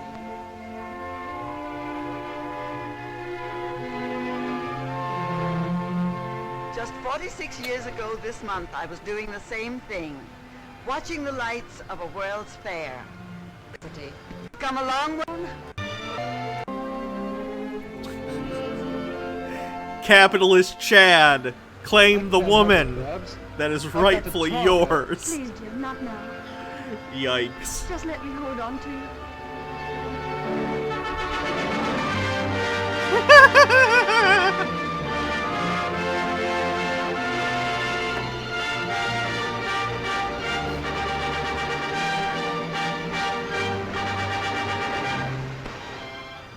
I wonder if the years ahead will be as bright as this.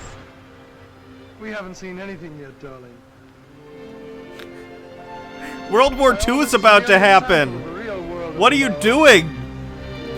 And then the Cold War is gonna happen. You're gonna have a bunker in your backyard, and your kid's gonna take thalidomide. There's nothing funny about the tools of capitalism. Alright, so that's enough of that for today. That, well, obviously it's the end of the video. Thank you. Oh, no, there's a bit thing. Hold on. Thank you, South of Grace, 50 bits. Oh, they'll be bright, alright, with bombs and fire. Okay, what should we watch next? We have, well, you can recommend whatever you want, but what I have queued up is The Quartering, Jilly Juice, John Doyle, Nick Fuentes, who is a Nazi. Let me know in the chat what you guys think. Oh, did I say Joe Biden? Oh, did I see Joe Biden and his "you ain't black" thing? Yeah, I talked about it yesterday on stream. He's very stupid. Not as stupid as Donald Trump, I don't think. But very, very stupid.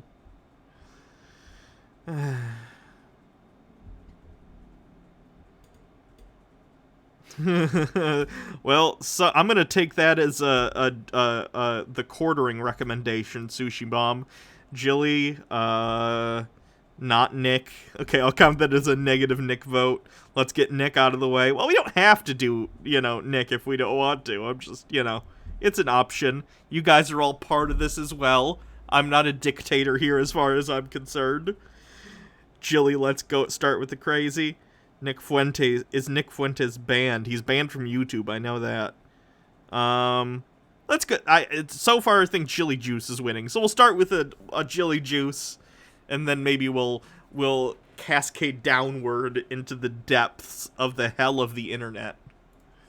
Let's see what she's got. Let's look at her top videos. We already watched the one where she explains why it's not diarrhea. Definitely save the Quartering for last. Maybe. Oh, is the Quartering video him shitting on the Kiss and She-Ra? Did he make his video yet? Let me take a look. More video game censorships applauded by whatever. Who's on this picture? Is that Elon Musk? I actually don't see anything about She-Ra. I'm surprised. I would have thought that would have triggered the heck out of him. Wait, Kiss and She-Ra? I guess there was a lesbian Kiss and She-Ra. Yeah. He has done She-Ra, but I don't know if he did the recent Kiss. Oh, is Nick banned from Twitch? Yeah, I'm not gonna risk showing his shit then. Nope. Alright, let's see. Last video. Finally debunking Dr. Phil. Yeah, sure. Sexual energy on the protocol we already did. Immortality. Is it possible? Correlation does not mean causation. My book has been pirated by the trolls. Sure, let's take a look at this short one. Do I allow links? Yeah, if you have a video or something, go ahead and link it.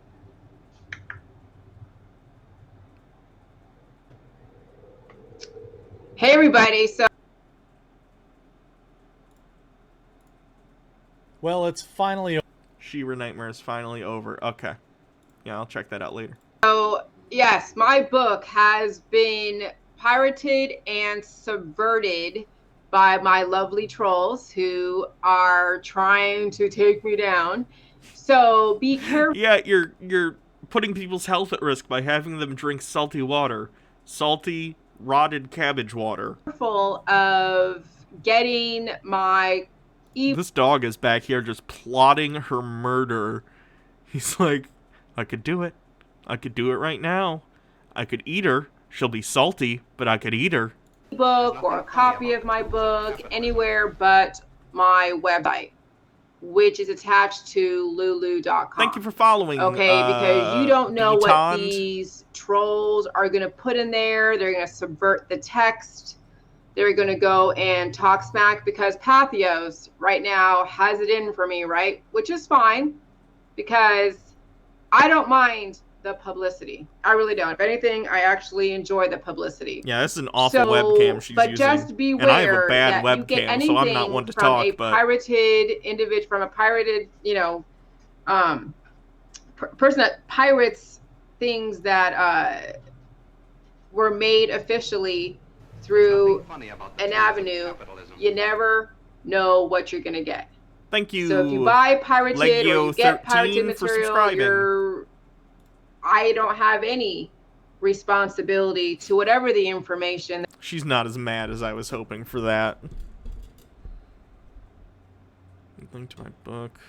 Parasites in my protocol. September 11th is an inside your gut job. What is this about? Good morning, everybody. So I didn't even know what I was going to talk about today. I knew I was going to talk about something. This was uploaded on September 11th, 2018, if you can't see that. And seeing all of the news feed, everything comes. Why is there sexual energy video? Help, dear God, no. Sexual. Oh, I watched that one yesterday. It was bad. True. She talks about how her salty cabbage water will make you straight if you are gay, and then finally asexual, because apparently all sexuality is a symptom of our death trajectories, as opposed to her, who is on a trajectory for immortality because she drinks fermented salty cabbage water that she thinks cures all diseases. And everyone's talking about September 11th, which, of course, relative to which side you believe in, it's going to be something that's going to mean something to you. Uh-oh. And then, of course, I'm seeing through my news feed all of the chemtrails stuff, people talk about chemtrails. And then what else am I seeing? Oh, yeah, I'm seeing everybody's sickness, right? I'm going through my news feed and hear about somebody going to the hospital, somebody feeling sick, somebody dealing with a behavior problem when they're... I completely missed the chemtrails part. Sorry, I was thinking about something.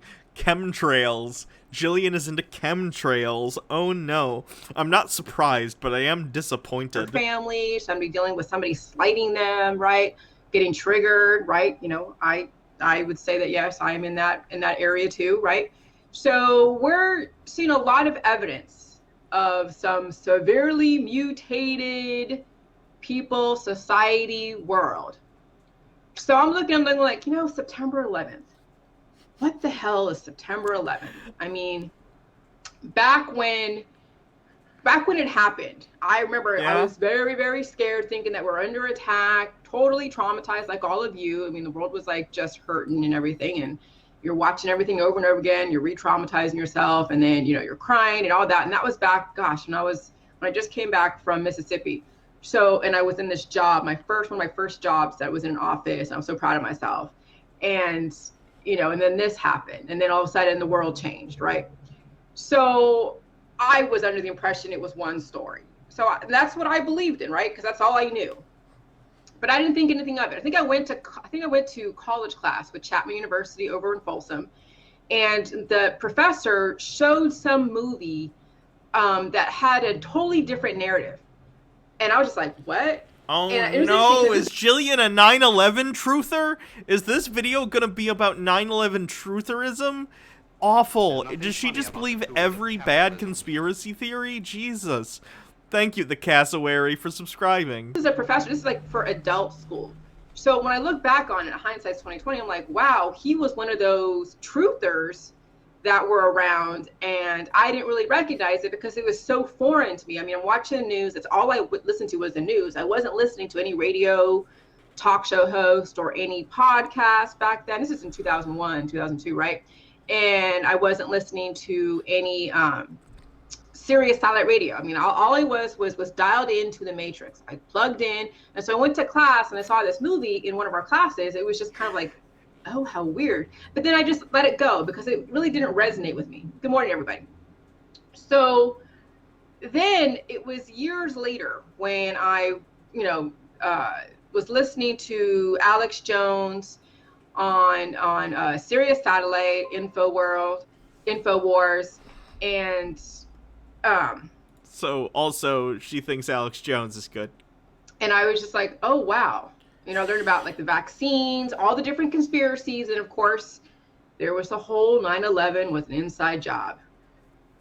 So yeah, Alex Jones. So anyways, so I listened, and that's what then created my whole protocol. So right now I'm not going to be answering Wait, hold on. Go back. Your protocol, which is drinking fermented salty cabbage water, happened because of 9/11 and Alex Jones.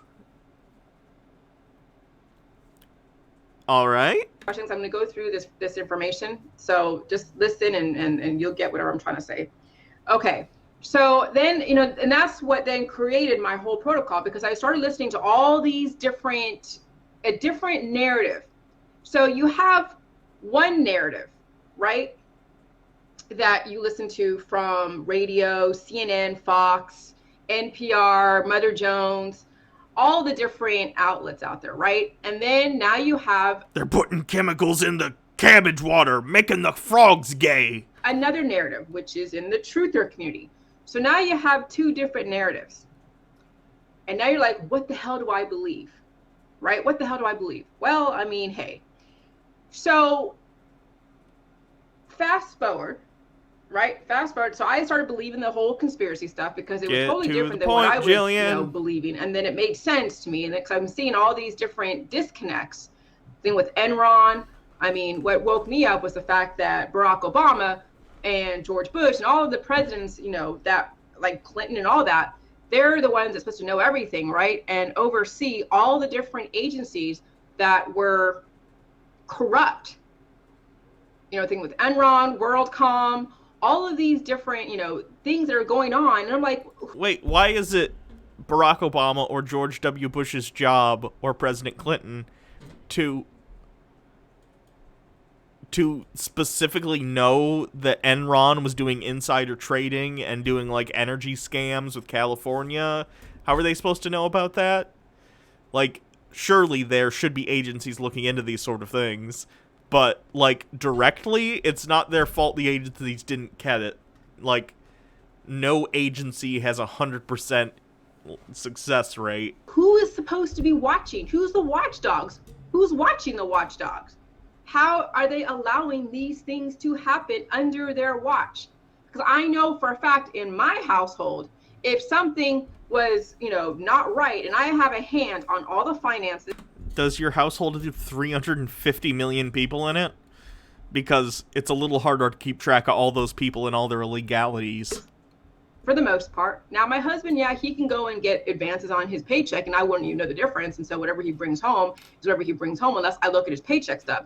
But he doesn't really do that. Or if he does, he lets me know, and I'm like, okay, fine, whatever. I don't really worry about it too much because he's very responsible with his money.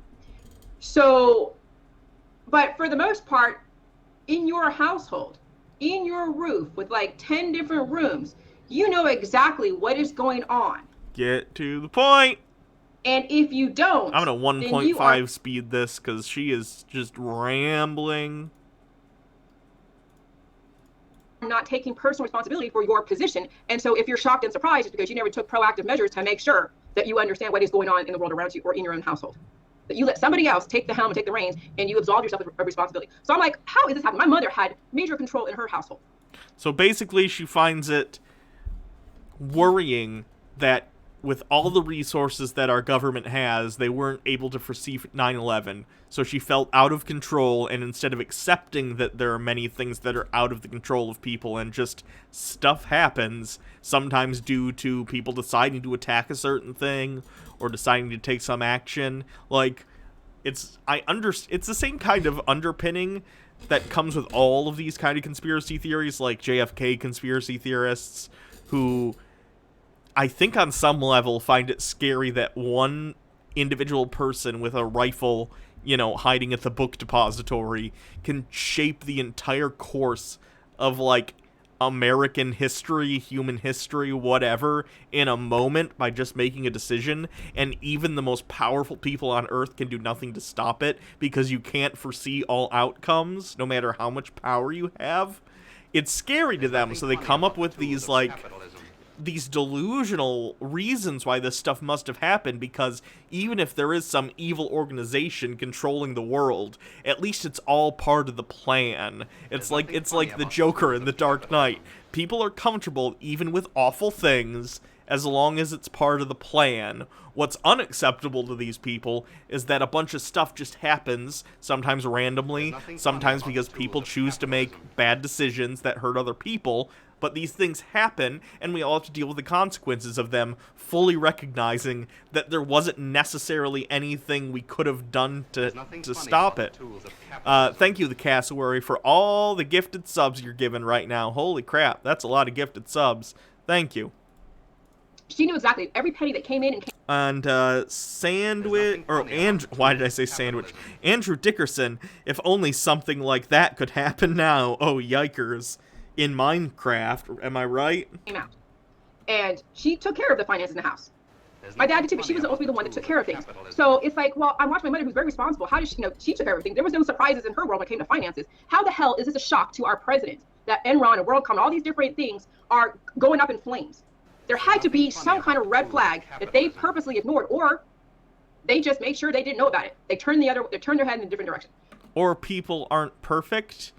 And especially when people inside a company are cooking the books or doing scams or whatever, they don't want to get that information out, so they probably limit it to as few people as possible. Whistleblowers aren't always a thing. Look at how long it took for Theranos to get caught. Look at how Tesla continues trucking along despite the fact and making claims about, like, full self-driving technology that isn't going to be ready anytime soon.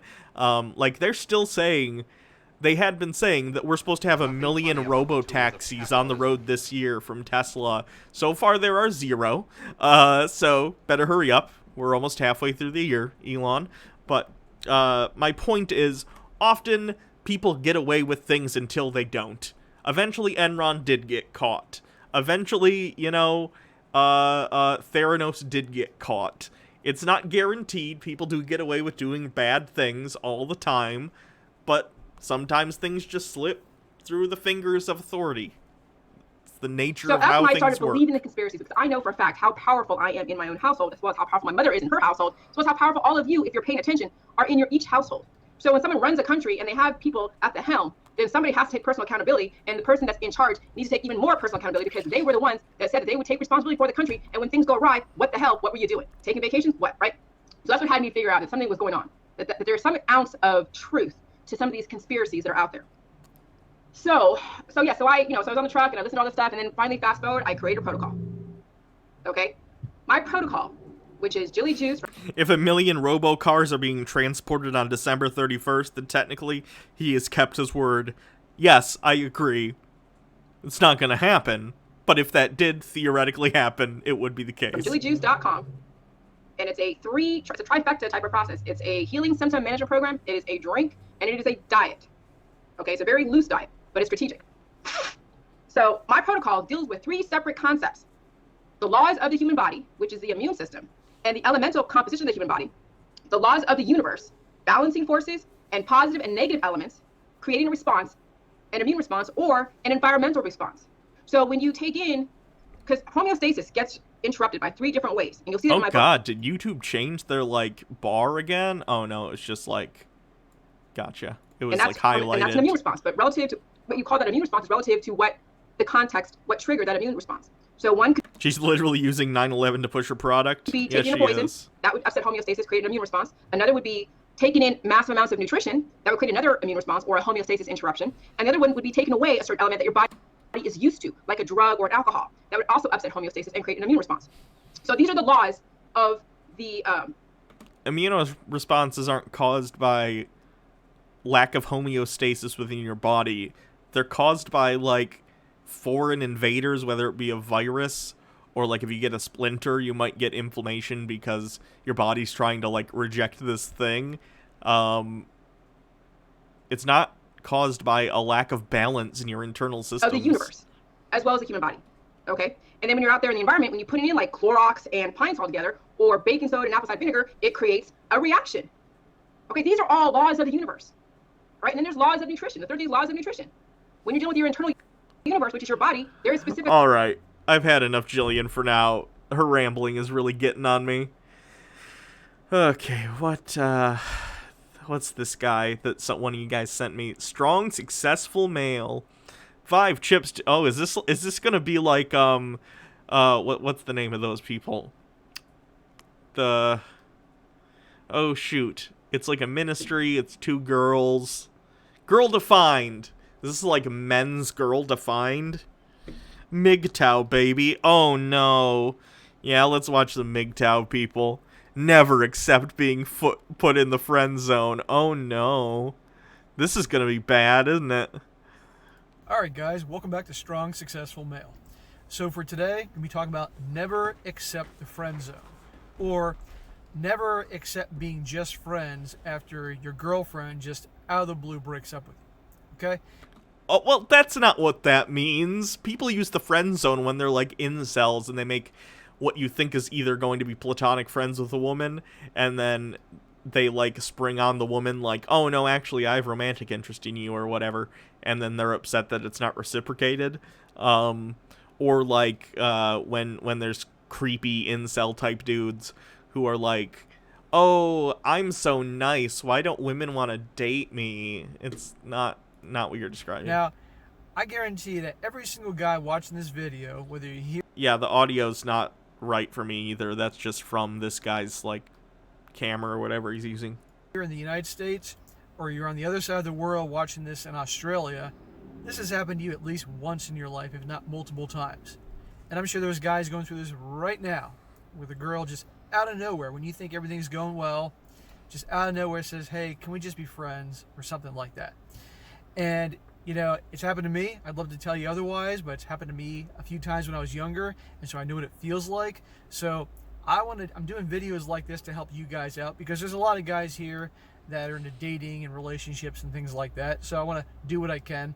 If a woman tells you, hey, I just want to be friends, great. If you don't want to be friends with them, that's fine. You don't have to. You're not obligated to be platonic friends with this person. But at the very least at the time, be like, okay, and you accept the fact that this person is not romantically or sexually interested in you, and you move on with your life, either as friends with that person or not talking to them because you weren't really interested in, like, a platonic way with that person. I find that a little odd, because if you're pursuing a romantic relationship, I'd like to think you have some sort of platonic friend chemistry. Otherwise, that would be a very, very awful and boring relationship as far as I'm concerned. But if someone rejects you, that's fine. It's okay. It might bruise your ego a little bit, but you accept it and you move on. Don't continue to pester someone and, like, be creepy about it, which I assume this guy's going to advise men do. I think that's a bad recommendation. The crap that I went through when I was younger and less experienced can... 100 bits, Crimson11 says, if she says that out of nowhere, you were probably being a creep. Yeah, no kidding. Help you guys out. Then there's a silver... Oh, Mr. Atheist has been covering him lately. Kind of horrifying. I've only seen some of the cult videos from Mr. Atheist and the Girl Defined stuff. I'll have to check it out. Experienced. So I'm doing these videos to help you guys in that department. So guys, that's probably the most common thing you're going to hear when a girl ends it with you.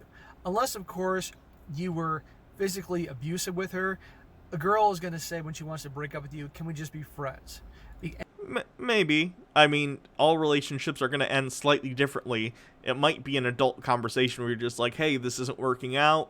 And yeah, usually it's sort of a platitude or maybe a genuine, sincere outreach to say like, hey, we're not working on a romantic level, but instead maybe we can just, you know, be friends. And that's fine. There's nothing wrong with that. I don't see this guy's issue. And she's trying to do this in the nicest way possible to prevent any kind of any worse drama, so to speak. Whenever there's a breakup, there's going to be drama, but I'm talking about a whole ton of drama. And she doesn't want to hurt your feelings and just wants to get out of it smoothly. And a big mistake guys make, and I did this before when I was younger because I had no idea what I was doing, is that girl breaks up with you. She does the whole "can we be friends" routine. And what most guys do is they end up agreeing to this.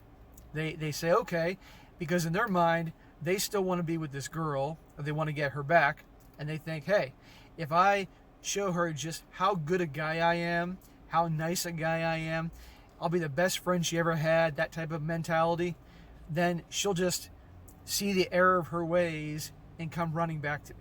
Okay, I also don't think that's a good idea, but for a different reason than this guy is. You should not continue to be friends with someone who has broken up with you, specifically with the ulterior motive of wanting to get them back with you.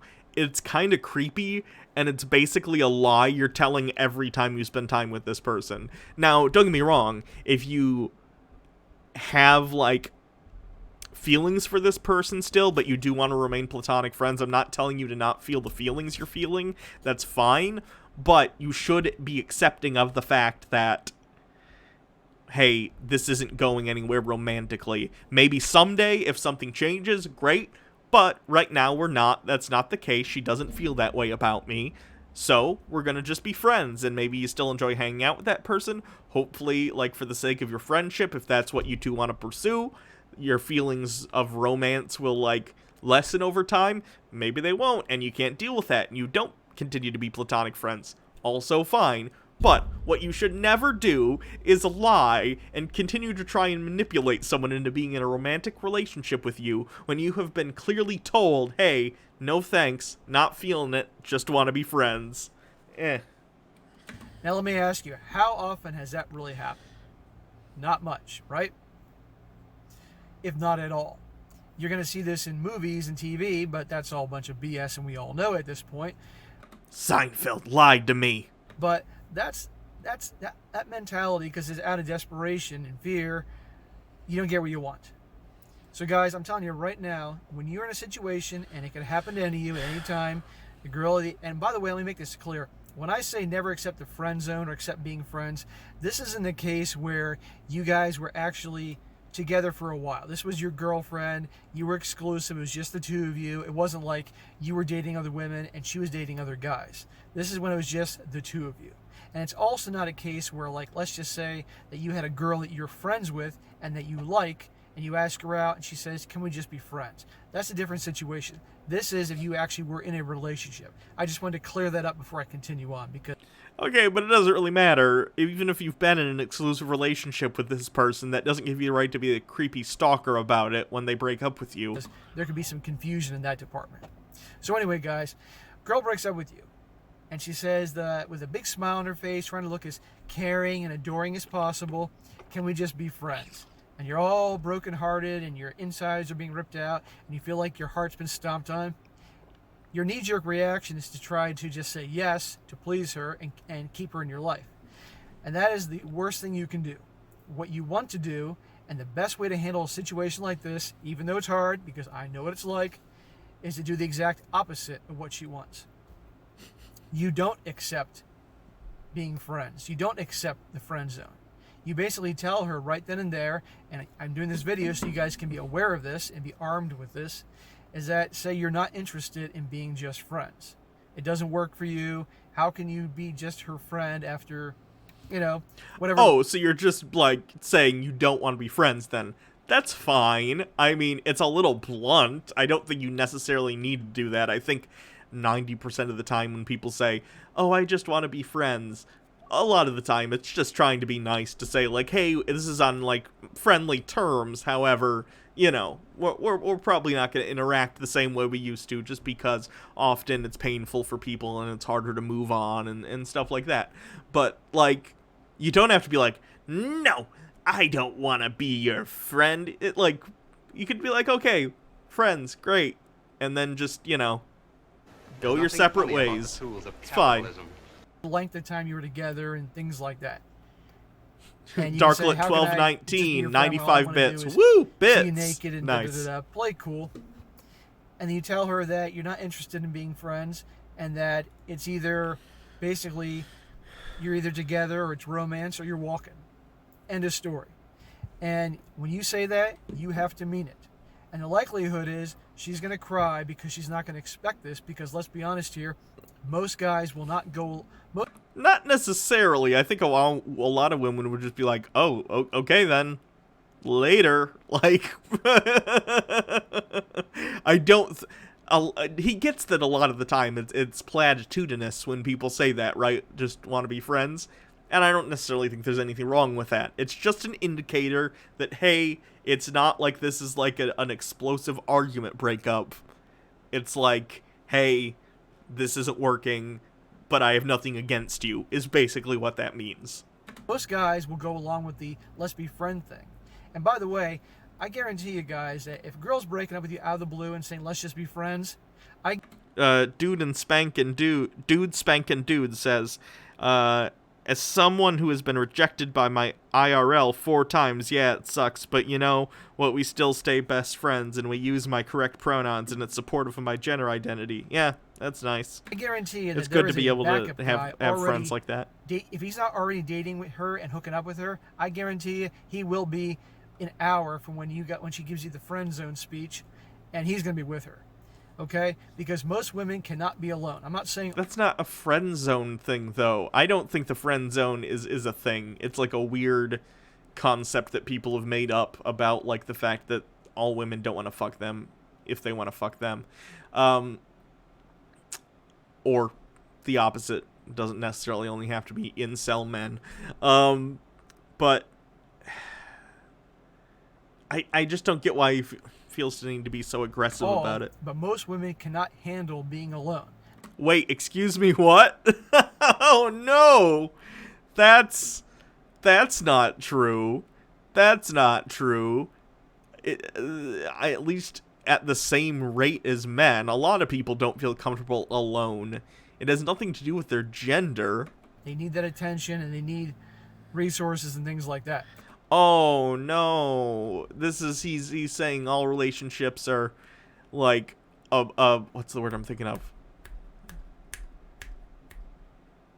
They're like cynical cash grabs, or the dude just wants to fuck and the girl is in it for like the guy's resources. Oh no! So the odds are she has a replacement, and a lot of guys they're shocked to find out how can the girl move on so quickly. You know, the guy's heart's broken. And he feel like his world is upside down, depending on the guy. And he's shocked to find that she's moved on completely and doesn't care. Well, first of all, guys, and be aware of this, the odds are that she checked out of the relationship mentally and emotionally a long time before she gave you this speech. You know, her feelings have been going for a while before she actually said something to you, okay? And, of course, she's got a replacement there. Not necessarily. A lot of the times a lot of the times romantic relationships just don't work for one reason or another. There isn't chemistry in one area or many areas.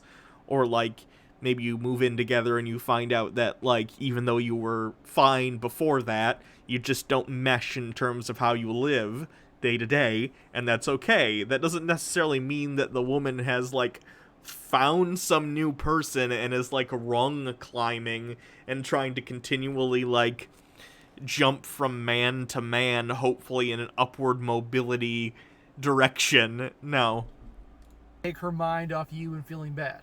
So don't be shocked if that happens. How low is this guy's opinion of women? Very. You find out that she's dating some other dude or whatever. It's almost as low as his V in his t-shirt. Thanks, Crimson11, for the gifted sub. Gonna happen. That's a very likely case. Like I said, not always, but a lot. And I've known plenty of girls that have done this. It's happened to me, so I'm telling you now. No kidding.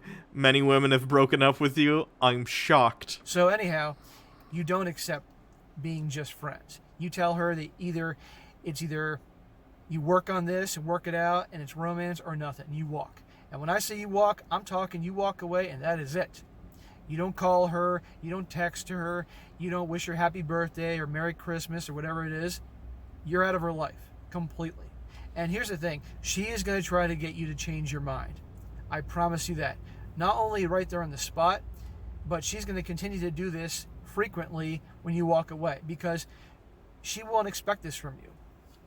Because the odds are she broke up with you not because you were probably being abusive or something, but because probably you were acting weak in some way.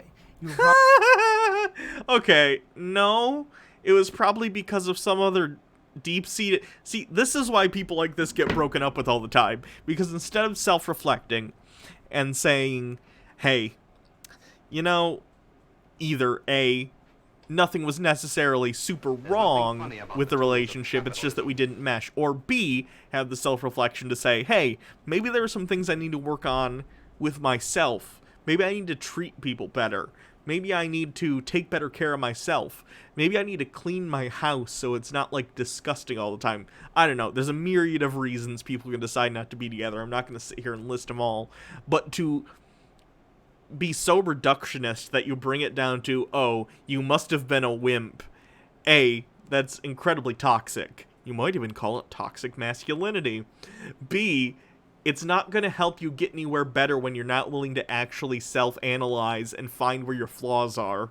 probably not being the same guy that you were when she got together with you.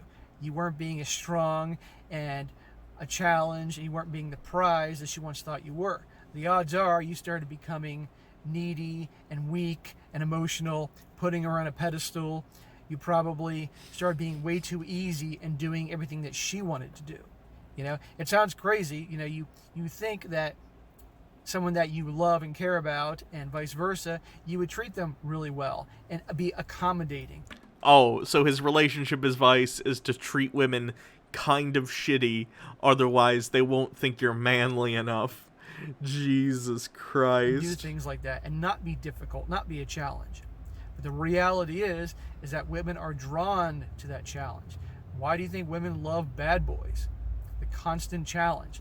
Because bad boys... That's a generalization about all women. Like, that's about as silly as saying, like, how incels talk about, like, all women love Chad cock. Like, oh god. I don't think anyone thinks about men's penises more than incels and MGTOW people. You ever considered that? It's a weird focus for them. Bad boys don't validate women. Women are always chasing the bad boys' validation, the bad boys' attention. Meanwhile, the nice guys are always showering women that they like with attention, with validation. And that's why I say don't do that. And if you do it a little bit. Crimson 11 with 100 bits. I'd rather have Jilly Juice waterfalls for a week than spend one day with this guy. Who does that? Who are masters of doing that? We all know. Women. So that's what you do. That's what you do. And unfortunately, that's just how it goes. Like I said, I didn't create women. That's just Mother Nature. So she friend zones you. You back away. That's it. She's out of your life completely. I get it's hard. I get it's torture. You gotta unfriend her on Facebook or delete all her pictures on your phone or any of these drastic measures to take your mind off her. And if that's what it takes, go ahead. I don't know if I'd count deleting photos as a drastic measure. But seems a little dramatic. You back away, okay? And I guarantee you, at some point, she's going to reach out. It could be a couple days later just to check in to see how you're doing. He's one step shy of saying neg her. Yeah, he's like, he's implying it so hard. It will happen. I've had women that have broken up with me, and I walked away.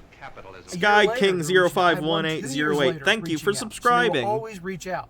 And they'll do that because, number one, they can't believe you actually walked away and didn't look back. But also, the odds are they eventually find out that the grass is not greener on the other side. And dude, sometimes relationships just end.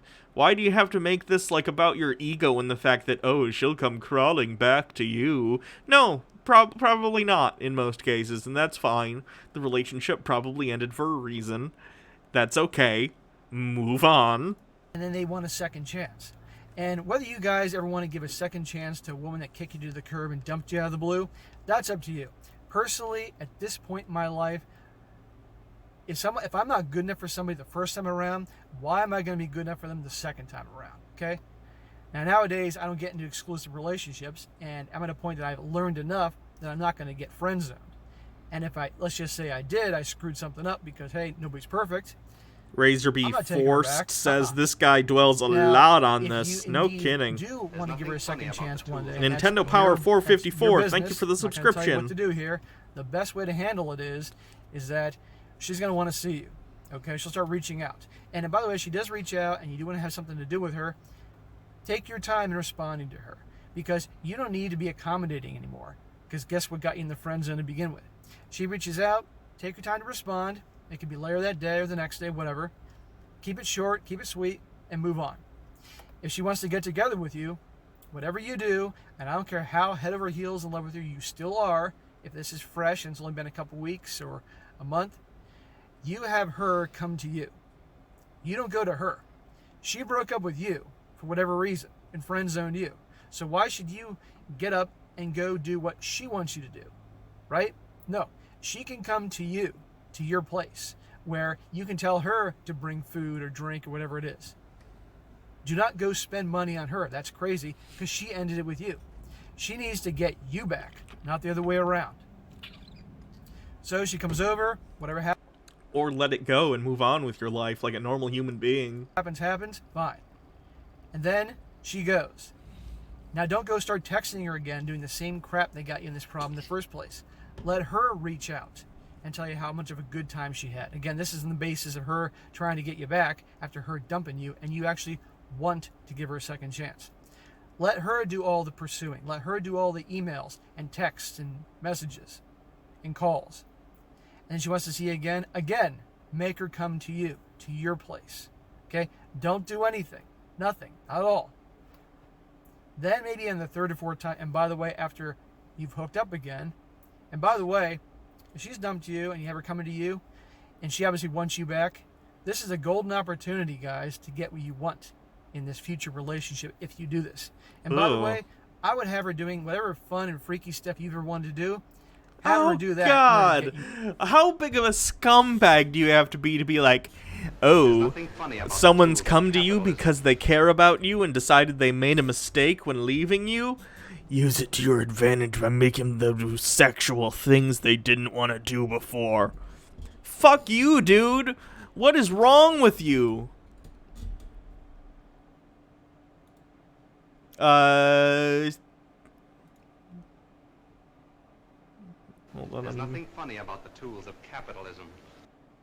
If we are here, thank you for extending your subscription. I missed something. Oh. Hey, Hannah, I just realized this is your 6th stream for family over, so I can't stick around, but I wanted to throw some biddies your way. Thank you so much. I appreciate it. You back, because you're in the driver's seat now. Holy okay? shit. So, if we are here, everything's thank you right, for maybe after gifting a few 10 times they're coming to subscriptions. you, Damn. Then maybe you can meet her out somewhere. Okay? That's how you can handle You guys the are so situation. kind. But going forward, you don't pursue her. Hopefully those because that's probably the emotes same will be problem, approved the same mistake soon. that got I you just in the first submitted them place. today, so. You let her pursue you. You let her come to you. And eventually then, after you can see she's serious, if you want to do this, a second round of this with her, then you can start meeting her out. Darklit1219, thanks for the 95 bits, says, I have to go make dinner, maybe tacos. I hope your tacos are delicious. The Cassowary, 1,000 bits. All aboard the hype train. Devious Chilster, 50 bits. Hype train, trans rights. Oh, trains rights, trans rights. Nice. It'll help you then get your skills back to where they want. Did I say thank you, Big Booty, for all the gifted subs? I don't remember if I said that one. Thank you, Jeffrey Patron, for all the gifted subs. They stop hanging out with their friends. They stop doing all if the we things they are used to enjoy, here, their thank you for the hobbies and so gifted forth. subs. And of course, they put the girl on the pedestal, and then guess what happens? She friend zones them, breaks up with them. Typically for a guy that doesn't do any of that stuff. How many of you guys have been there? I've been there. So, all right, guys. So again, don't accept the friend zone.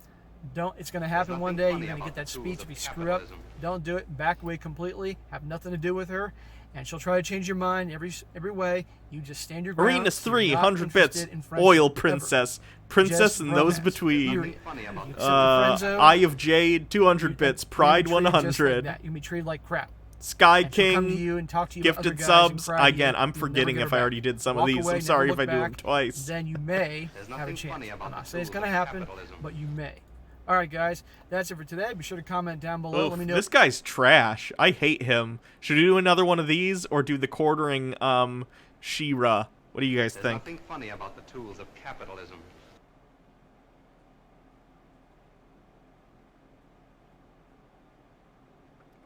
Recoil says, don't hate me, chat. I've had conversations with Jake about it. I do have to try very hard not to be dragged into the dark side of Insuldom. Yeah, don't do it. Don't worry. We're here for you, too. You don't have to be that kind of person. You can be a good person. Eating Dirt, thank you for following.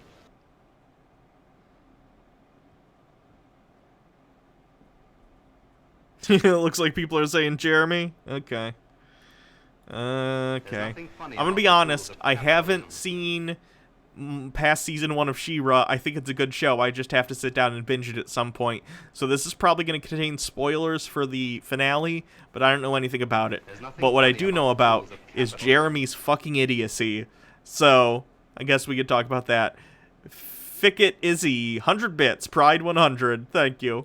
Over 5 seasons of memory erasing Tumblr fanfic masquerading as She-Ra has finally ended. Why? The show did not end without building a decent.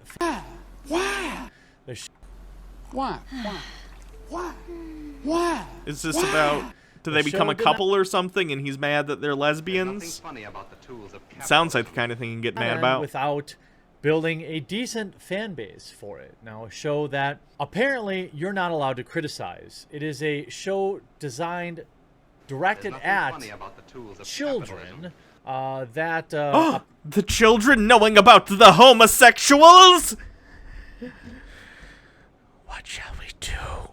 Apparently is more concerned with the fan fiction of the show's creator, Noel Stevenson, and who the characters are dating than anything else. Think of the children! It was an interesting topic to finally put an end to.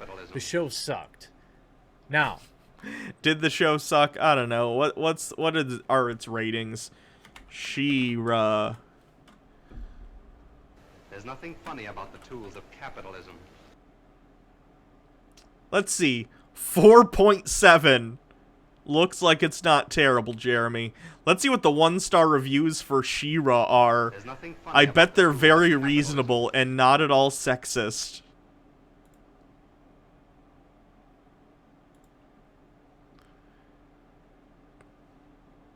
Thank you, Ficketsy, for another 100 bits. Oh boy, I need the 1 stars. Where's the 1 stars? Give me the 1 stars. There's nothing funny about the tools of capitalism. There's 2 stars. I want a 1 star. There's nothing funny about the tools of capitalism.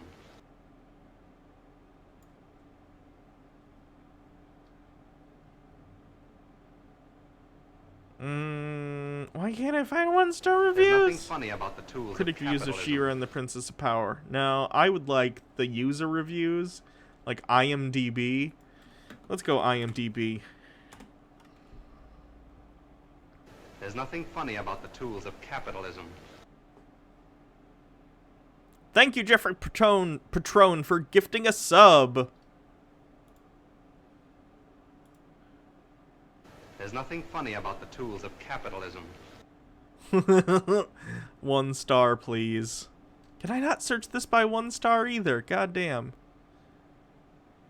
Do they have the written reviews? There's nothing funny about the tools of capitalism.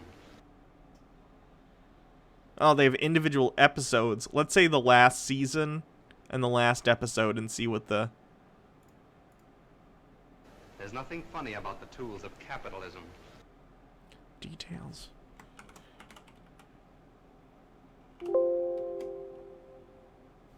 User reviews. There's nothing funny about the tools of Ah! capitalism. I can't find one. I give up. Back to his bad take. Where did the quartering go? If you wanted to watch She-Ra, or There's you know, nothing the funny show about the tools of itself, capitalism. people will always twist my criticisms on this show. They will bend and twist and just get so, they get so mad when you talk about a particular television show nothing aimed funny at about the children tools of pushing an capitalism. agenda. It's not pushing an agenda. Showing the fact that lesbians exist in the real world is not pushing an agenda. This would be akin to, let's say Jeremy was alive in the 60s and they put a black person on the Flintstones. Him going, I am so sick of this political agenda of putting black people in my cartoons. Jeremy, it's not a political agenda any more than showing things that exist in reality is a political agenda. They're allowed to like women, Jeremy. That is exactly what the Netflix She-Ra did. That is not undifferent than the original She-Ra, which pushed an agenda. Except their agenda was selling toys. The agenda She-Ra pushed was far different. Capitalism, good. Equality for people who love different kinds of people, bad. Winpath 2008, thank you for hosting and thank you for following. And far more interesting. One that probably Someone should says, be watch aimed at a this. different- Let me take a look at it. There's nothing funny about the tools of capitalism. Oh, god damn it. Alright, I deserved that one. An audience than a kid's cartoon, but that's not for me to decide. There's nothing I have funny the about freedom the to tools watch of a television capitalism. show or to not watch a television show. So life goes on. For whatever reason, though. Baja Blast says, hey Hannah, I've got so many channel points. Love you. I love you too. When you criticize the abomination that was the She-Ra cartoon, people on Twitter lose their minds. There is nothing wrong with She-Ra. It's because your criticisms are generally bad, Jeremy, and made in either bad faith or with really, really bad logic. freaking nothing wrong. That is just freaking stupid. There's nothing funny about the Making tools of fun capitalism. of my autism is even worse. The question is why, though, right? Why? Why are they... Because it's probably, and from what I've seen, There's again, nothing I've only funny about seen the like tools of season 1, I gotta watch the rest. It's a generally good, well-animated children's show. It seems kind of akin, although I think Avatar The Last Airbender's better, although I've seen obviously the entirety of that while I haven't seen this. It's just like a thing. And it reminds me of the Voltron show a little bit too that's on Netflix. It's also pretty good. Is so defensive of a show when you point out that it of course has its own agenda? Why are they so vehemently defending it, gaslighting, losing their minds trying to prove you wrong? Could it be that you're getting... Devious Chillster says, okay, I legit hate the fact that all the chuds use that kid as an autistic screeching meme, especially since it's a legit kid with autism. Holy shit, the ableism. Yeah, I was gonna say something, but I just decided to let it go as to not linger on it, but yeah, it's questionable for sure. Getting the most flack when you're over the target? Could it be that there's a kernel of truth in there that they know that they are so desperate that you might be exposing that they will do anything to defend it? I have people... Maybe they just like the show, Jeremy. You clearly are interested, seeing as though you feel the need to talk about this enough that you made a 13-minute video on the finale. Like... years later, still obsessively tweeting at me over She-Ra videos I made over a year ago. It is an undeniable fact that they took what was clearly a beautiful woman, turned her into what can only be described as a 13-year-old boy, and... She's... Jeremy! She's a minor! Please stop talking about how you wish her tits were bigger, you disgusting, disgusting person. What is wrong with you? Oh my god. Obsessed over who that character dated and the love interests of the show. Now, that is a fine show for... And she still, by the way, has, like, long, flowing hair. She's very feminine. What, Jeremy, do you want big anime titties in She-Ra for some reason? That's not realistic. Not that it has to be realistic, it's She-Ra. but what is it adding to the content of the program? For adults, but it isn't the type of cartoon I was interested in my youth. Apparently, there's a market for it, though, and that's fine. I don't ever remember wondering who G.I. Joe was sleeping with. I don't ever remember. G.I. Joe was a toy commercial. And also all the G.I. Joes were sleeping with each other, obviously. Wondering... The insect probably hates tomboys, too. Yeah, no kidding.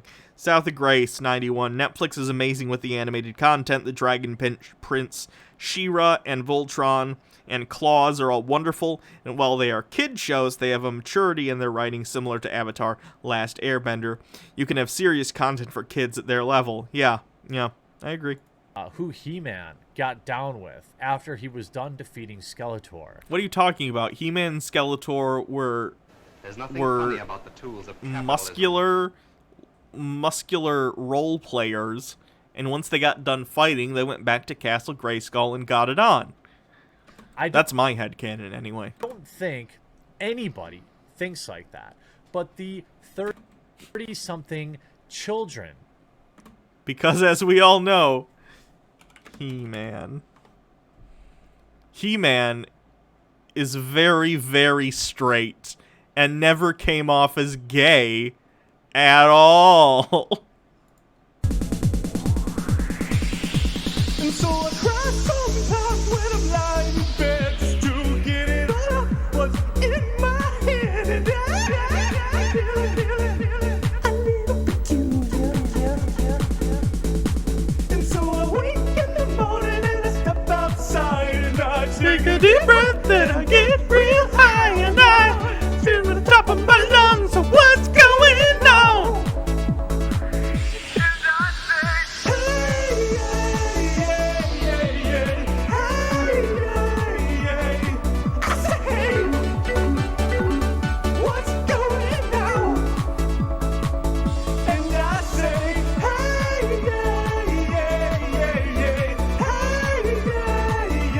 I'm gonna regret that. That's gonna come back to me in the form of a GIF, I guarantee it. What's going on? Oh my God, do I try? I try all the time.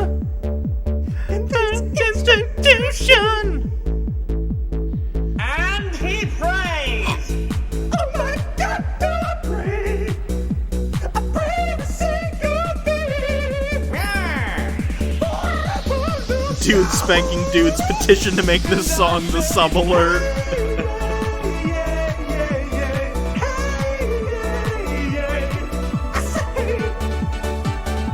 What's going on? And I say,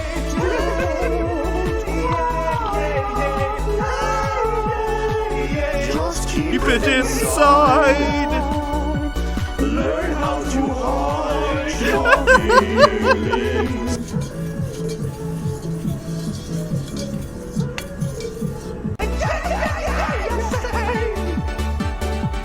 What's going on? Yeah.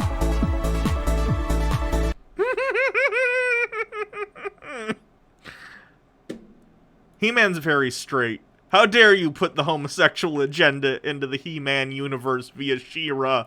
She-Ra? Where did it go? There it is. That defend this show by saying that that is, of course, the case are wrong.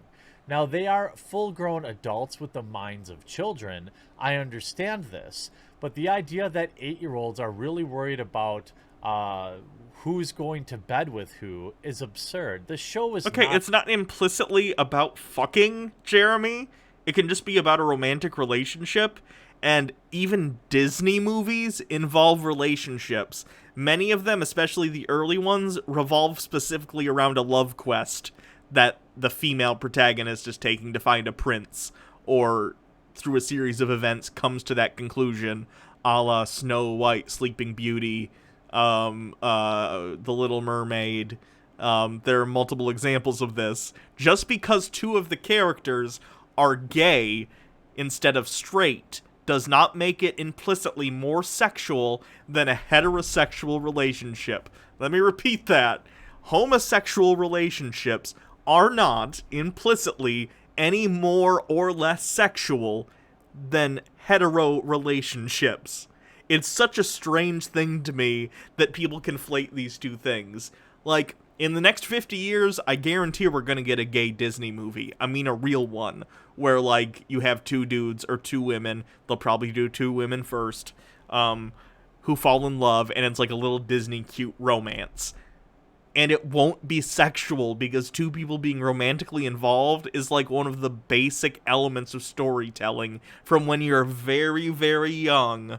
Very young. Any sort of story that involves an arc and is a typical Hollywood bullshit story has a romance. Now, those two people are typically and traditionally straight, but they don't have to be. That's not implicitly sexual. They're romantic comedies, for instance, not fuck comedies. Ugh. Not a children's show. It never was. Jeffrey Patron, I made a Clippy. Oh, God. Well, thank you for that. I'm sure that won't come back to haunt me ever. Yeah, what about Aang and Katara? Is that an implicit sexual relationship, Jeremy, you creepy weirdo? It's the same amount, if it's anything. Was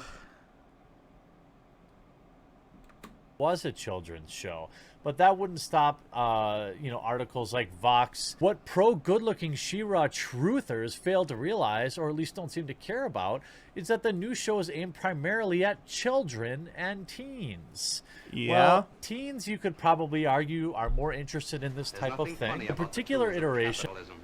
Okay, even when I was a kid, I was interested in the relationships of the characters in the things that I watched. Like, I watched 90s Spider-Man, and I enjoyed his relationship with, like, Mary Jane as it developed. I watched X-Men, the animated series. I cared about all the relationships in that, whether it be romantic or just, like, the team dynamics. That's part of developing your characters. It doesn't always have to be romantic, but that can be a part of it. Of She-Ra looks to be in the same vein as Stevenson's comics Lumberjanes, which won an Eisner for the best new series and best publication for teens in 2015. With a younger target demographic and perspective, isn't particularly concerned with She-Ra's appearance, nor should it be. But Thank they you, should Seething be Cheetah, concerned for with who following. She sleeps with. That's important. While the problems with spicing up a children's show should be obvious, there's also the issue of conveying a positive message to its impressionable audience. Now, to it's not. Why is it sexualizing? They're in like a hot tub together, or like a That's a romantic thing, and they're not like showing their genitals, Jeremy. It's not like sexual. What are you talking about? Me, whether or not a character is good looking being a bad thing, while obsessing over who they're sleeping with as being more important for a children's cartoon is, I don't know, a little spicy. You could argue that this show was clearly targeted. Oh, the two in the hot tub aren't even together, they're just friends. So they're not the ones who end up together. Again, like I mentioned, I've only seen season 1. See, it's very misleading then. Jeremy made that photo where they're like in the hot tub together, make it look like that's the romantic relationship that happens. That's incredibly misleading. Towards the childlike-minded people on Twitter, and I would agree with you. Again, I have no problem with this show existing. I have no... It seems like you do. It really, really seems like you do, Jeremy. Problem with the themes of this show. I have a problem when you call it She-Ra. Now, there's no denying that... As we all know, She-Ra and He-Man were perfect examples of children's cartoon writing, and were not cynical commercials for toys at all. You cannot impeach the perfection that is He-Man. He-Man is fun, and She-Ra is fun, the original one from the 80s, but they're awful. They're fucking awful. Get off your high horse, Jeremy. They suck. They're bad shows, and the only reason She-Ra and He-Man continue to exist is because people remember them because they're hilarious. The fact that people were able to make a decent show out of She-Ra is commendable. That's amazing. Good for them. that the show was a success, at least in terms of Netflix's opinion. 5 seasons completed to the end. At no point did they pull the plug. So clearly people were watching it. Now, when I commented on Twitter that there is a clear agenda, people were quick to gaslight me and say that what a crazy thing to be saying. It is a crazy thing, Jeremy, because you think that homosexuals existing is inherently political, but straight people existing is not. That's insanity. It implies that homosexuals are somehow, like, deviant, and the fact that it's appearing in a children's show is, like, the end of the world, and it's akin to showing pornography to children. It's not. These are insane assertions. What a crazy thing to be saying. I mean, I'm only looking at headlines that say She-Ra returns to Netflix for its final season, and spoiler, everything is gay and getting gayer by the minute. I mean, I love it. I'm sure. I mean, what am I talking about? What am I talking about? You know, what could I possibly be alluding to?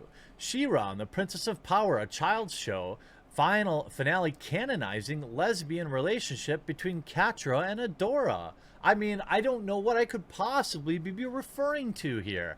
I mean, I don't know. I mean, It's not, again, Jeremy, if it was a man she was kissing, you wouldn't consider it political. You wouldn't consider it an agenda.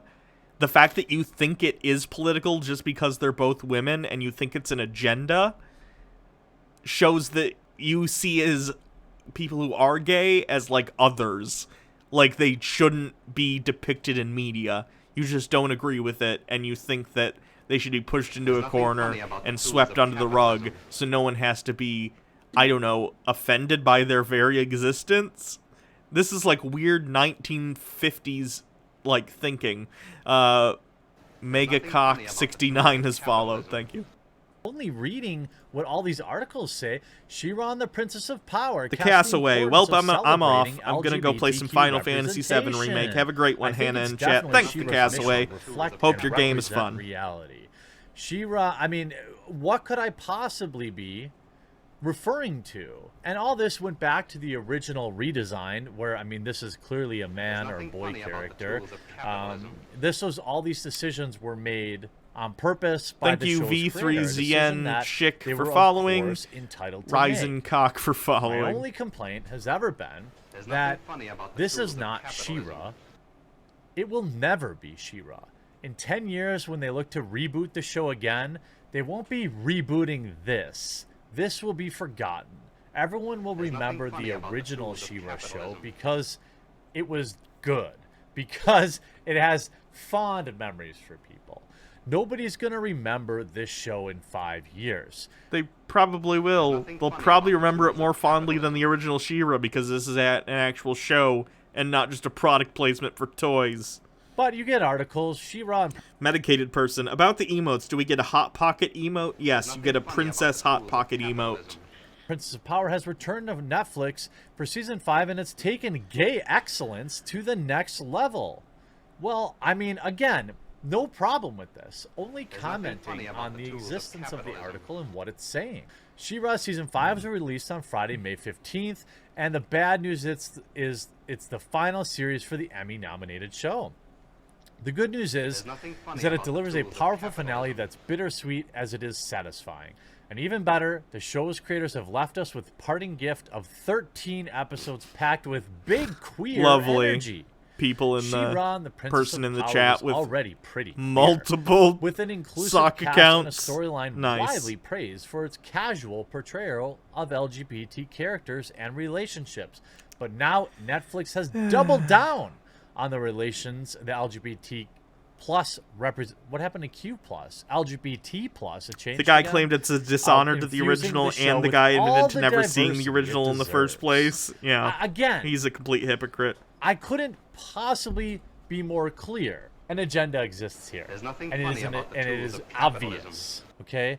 If you're going to tell me this is a children's cartoon, well, then you open yourself up into the people that I could understand how they think this way. That, you know, why is it important in a children's cartoon which characters are sleeping with the other characters. Now, if you say it's targeted towards teens or adults, okay, fine. I mean, absolutely.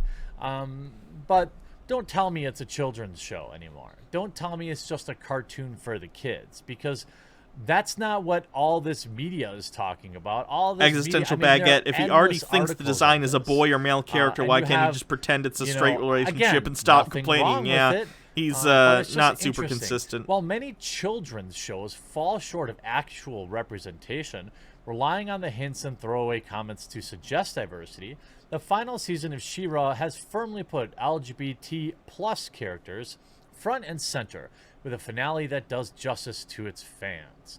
It's certainly a sad goodbye to Theria, but showrunners are sending it off on a high note. Well, I'm glad people liked the show. I mean, to me, it will never be She-Ra. It doesn't embody anything about the original She-Ra. Showrunner Noel Stevenson didn't care about the original She-Ra when she was on Twitter talking about how it was an all-female writer's room, even though a man had to come in and save their show. I mean, you don't hear that, but that's neither here nor there. Jesus Christ, Jeremy. You know, but she has responded. Now, I don't think the show is too queer. I mean, I just think... It really seems like you do, though, because all there is there's, like, a gay relationship. And maybe some of the other characters, again, I haven't seen through past the first season, but it says LGBTQ+, so maybe there's some other stuff in there that I'm not familiar with. But just people existing in the show is not necessarily an agenda. Again, gay people exist. Their existence in TV shows is kind of a given they exist in the real world. Like, can you imagine if there was a show that was just like, we're not going to have any chairs in this show, and you're going to go, why, though? Chairs exist in the real world. And you go, well, I just think if I put chairs in this show, it'll push the chair agenda. But then you'd go, but what chair agenda? Chairs just exist in the real world. What do you mean it pushes the chair agenda? And you go, I don't know. I just wish shows these days weren't so political with all their chairs. And then you go, what? But chairs just exist, like in the real world. There's a chair right there. And then they go, yeah, but like, could we put that chair like in a closet so I don't have to see it? You know, I don't want it out here so I don't have to deal with it. This is what Jeremy sounds like. That it's not for me. I think that's entirely possible. Now, I don't think they should have called it She-Ra. The Horde was an allegory to a religious cult. Is it just me that feels that way? Good character, says a bold, Beatond. beautiful woman with whatever it is that She-Ra was. That's my opinion. She-Ra showrunner Noel Stevenson and star Amy Carrero, who's also a garbage person on Twitter, in my opinion, have responded to those who believe the show is too queer. Season 5 finale, the fantasy animation, saw Dora and Katra finally confess their love for each other, and even share a kiss. It was a groundbreaking moment for the show, but Stevenson is aware of the moment, and others promoting LGBTQ representation will have its critics. Speaking exclusively to the Digital Spy, she explained how she'd respond to anyone who feels that the relationship doesn't belong in a children's show. Okay, well, here we go. Cartoon characters have a long history of crushes, first loves, or a matching partner who looks just like them, but with a bow. But if you have two queer characters blush or hold hands or kiss, it's somehow inappropriate. It doesn't make any sense. It doesn't hold up. Well... Oh, how is Jeremy going to counter this perfectly reasonable response that, hey, gay people exist, straight people exist, it's fine for both to be represented in media? I don't know if I necessarily disagree with that, but again... Well, again, seems like you do, Jeremy. You made a whole 13.5-minute video about it. So if you don't care and you don't disagree, are you just kind of bitching for no reason? Because it comes off like that. Yeah, why is it important at all in a children's cartoon? As a kid, cartoons were very important to me. My favorite character in the... Yeah, I agree. Razor B. Forced says he probably would have cringed at the Kirk Uhura kiss from Star Trek. I guarantee. If Jeremy was around during that time, he would have gone, I just wish this wasn't so political, you know, with all this race mixing. This is the kind of person Jeremy is, but in the 21st century, and it's so fucking sad. In their world was Velma from Scooby-Doo. And I don't know why at the time... My new goal is for this guy to think I'm trashy, says fuck it, Izzy. But I felt strange to me every time she got a boyfriend. It was something that wouldn't make sense for a long time, but I saw myself in her. Kids all over the world seeing themselves in characters that speak to them. She then explained how having an openly queer character in a children's show can give young queer kids hope and inspiration that maybe their lives could turn out to be okay, and that there's a future for them to be as bright as everyone else's. How are you going to combat this, Jeremy? Because you just come off like an asshole after reading this person's words that make absolute sense. Well, I don't disagree with that statement. I think... Okay, again, yes you do. You made a 13.5-minute video saying why you disagree. Don't try and disassociate from the thing you're doing just because you're embarrassed that you're a weirdo and creeped out by people who just exist in the real world. That all people, regardless of their orientation, have the exact same ability to be awesome people. They also have the exact same ability to be garbage people. I never liked the idea of rewriting history with She-Ra. I didn't like Ghostbusters 2016 trying to rewrite... Oh my god, who cares? Yes, they made a bad Ghostbusters movie. They made one years ago, too, with Ghostbusters 2, and you weren't complaining then. And by the way, they're making another Ghostbusters movie that's probably also going to be bad, with the kids from Stranger Things, and that's fine. Capitalism's gonna capitalism. That's how it works. And just because rainbow capitalism is the newest way that they try and sell people things, doesn't mean you should, like, limit gay people being represented in media because you don't like it. History, but I have absolutely he prefaces that he against doesn't the disagree because he's a coward. I agree. Show a movie of females busting ghosts, just don't call it Ghostbusters. I have no problem with a Tumblr fanfic that loosely is similar to She-Ra, just don't call it She-Ra. I mean, why do you care? She-Ra fucking sucked. He-Man fucking sucked. What is... He's only attached. I guarantee the day before She-Ra was announced, this new one, or whenever he started making videos on these, I guarantee if you came up to him and was like, hey, remember She-Ra? He probably would have gone, She-Ra, that show fucking sucked. But the minute he can use it to get up on a soapbox and try and talk about the gay agenda, then all of a sudden, oh, the classic She-Ra, it's an 80s icon. You can't trample over this by making the main character gay. Like, Jeremy, it's so blatant.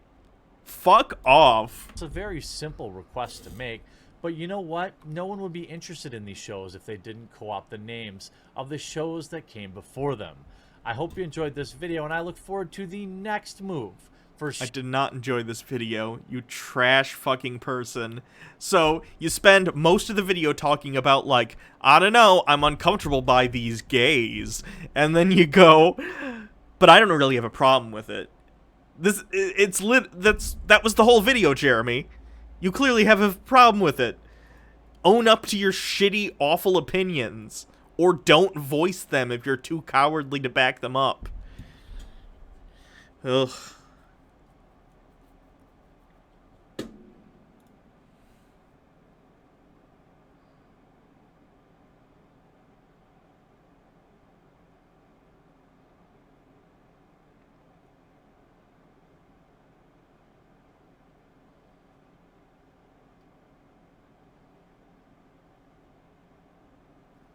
What do you guys think? In terms of what we should watch next. I'm probably going to go for like another half an hour and then I'm going to sign off for the day. I'm getting kind of hungry. I need to go eat dinner.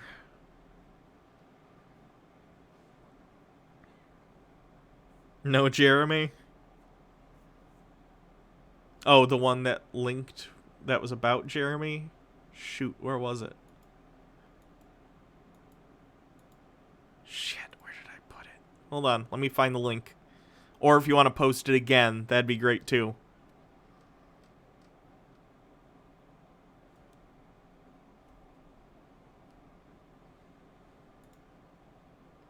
Elliot Hulse? Oh, gotcha.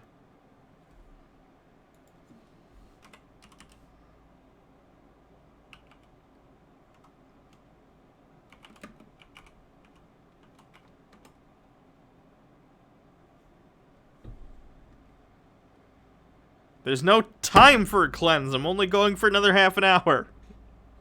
We gotta push through. Oof. The manliness is already making me uncomfortable. That's a me issue, though. She wants the most alpha male that she can control. Oh, no. COVID snitches get stitches. Oh, this is gonna be bad. This is gonna be real bad. Yo, so today's question comes from a gym owner in Texas who... Why are you filming your videos vertically? You're clearly uploading them to YouTube. You're getting a decent number of hits on them. You have a lot of subscribers. Just take your camera and do this. That'd be great. He's also a mall sword guy. That's a bold choice. Who's struggling right now during this worldwide quarantine or lockdown where, as you know, all the businesses have been closed and people are staying indoors, right? Looking out the window, putting on masks and walking around with their gloves on and shit like that. Well, anyway, his issue is this, that his city, the mayor of his city...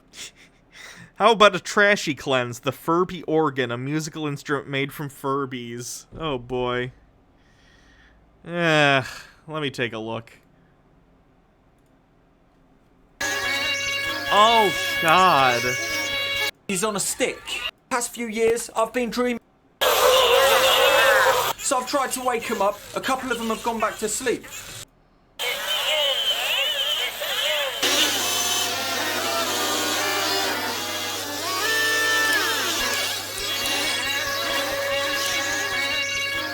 Thanks, I hate it. City has decided that it's time for certain businesses to open back up again and that gyms are allowed to open, which is cool, right? So please don't go to the gym. Please do not go to the gym, even if your state opens or is open. Please do not go to the gym. Get some weights. Do it at home. Do exercises at home. It's free. Please do not go to the gym. You're going to get coughed on. You're going to touch surfaces a bunch of other people have touched.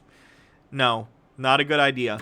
The government, Big Brother, Big Daddy, says that it's okay for him to open up his gym. He's following the rules. He's doing what he's told. But yet, there are those Karens out there who are not happy with him, that are denigrating him, saying bad things about him.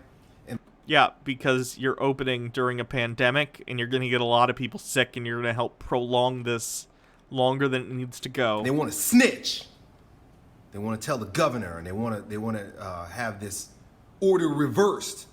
And so he's kind of caught. I'm not sure what state this guy's in. Caught in a dilemma where he says, I need to open my gym in order to pay the bills and to live my life. My brother and I opened this business together, and yes, everyone is struggling, which I think more stimulus and a regular stimulus for the time being during this pandemic would be a great idea. Instead of opening up because you're so desperate for money to pay bills, you're willing to risk the lives of your customers and employees. We decided to serve the community, and there are people that are happy that we've opened the gym, but now that we've got these protests, we've got these people who were once members or people who are just freaking nosy, scared, that are giving me a hard time. Should I stick by my decision of keeping the gym open, or, should I pander to the lowest common denominator? And the lowest common denominator. Doctors, nurses, people at the CDC, losers. Close the gym. And just by my tone, you probably already know my answer. Dude, it is stick by your decision. You're following the rules. They're bullshit rules anyway, in my opinion, and I'll talk to you why, but you're following the rules. You're doing the right thing. They say you can open a gym, let the people who want to cry and complain run back indoors. Go home. If they're You're going to endanger people by going into the gym and continuing to spread the illness further by interacting with other people when you don't have to. That's why people are concerned. It's not just your business. It really isn't. It's everyone's business. There are no individual lone wolves in a pandemic situation. Everyone interacting with other people, which you have to sometimes. You certainly don't have to for a gym visit, but when you go out unnecessarily, you're going to help spread the disease. This affects everyone, you selfish fucking idiots. They're so concerned about their health, then why are they even out there bothering you, right? Go home. And that's really where that's kind of the point I want to bring up today, or maybe the conversation I want to bring up, because I know a lot of people aren't going to agree with me, but it doesn't matter. I'm right. You're wrong. The fact is, if you say it angry enough, maybe it'll become true. That there's no such thing as safety. There's no such thing as safety, so why should I wear my seatbelt? Or look both ways when I cross the street, because that's a reasonable stance to take. And if you buy into the lie of safety, you deserve slavery. This is what Benjamin Franklin said. He says that a society that gives up their freedom for security deserves neither. Did Benjamin Franklin own slaves?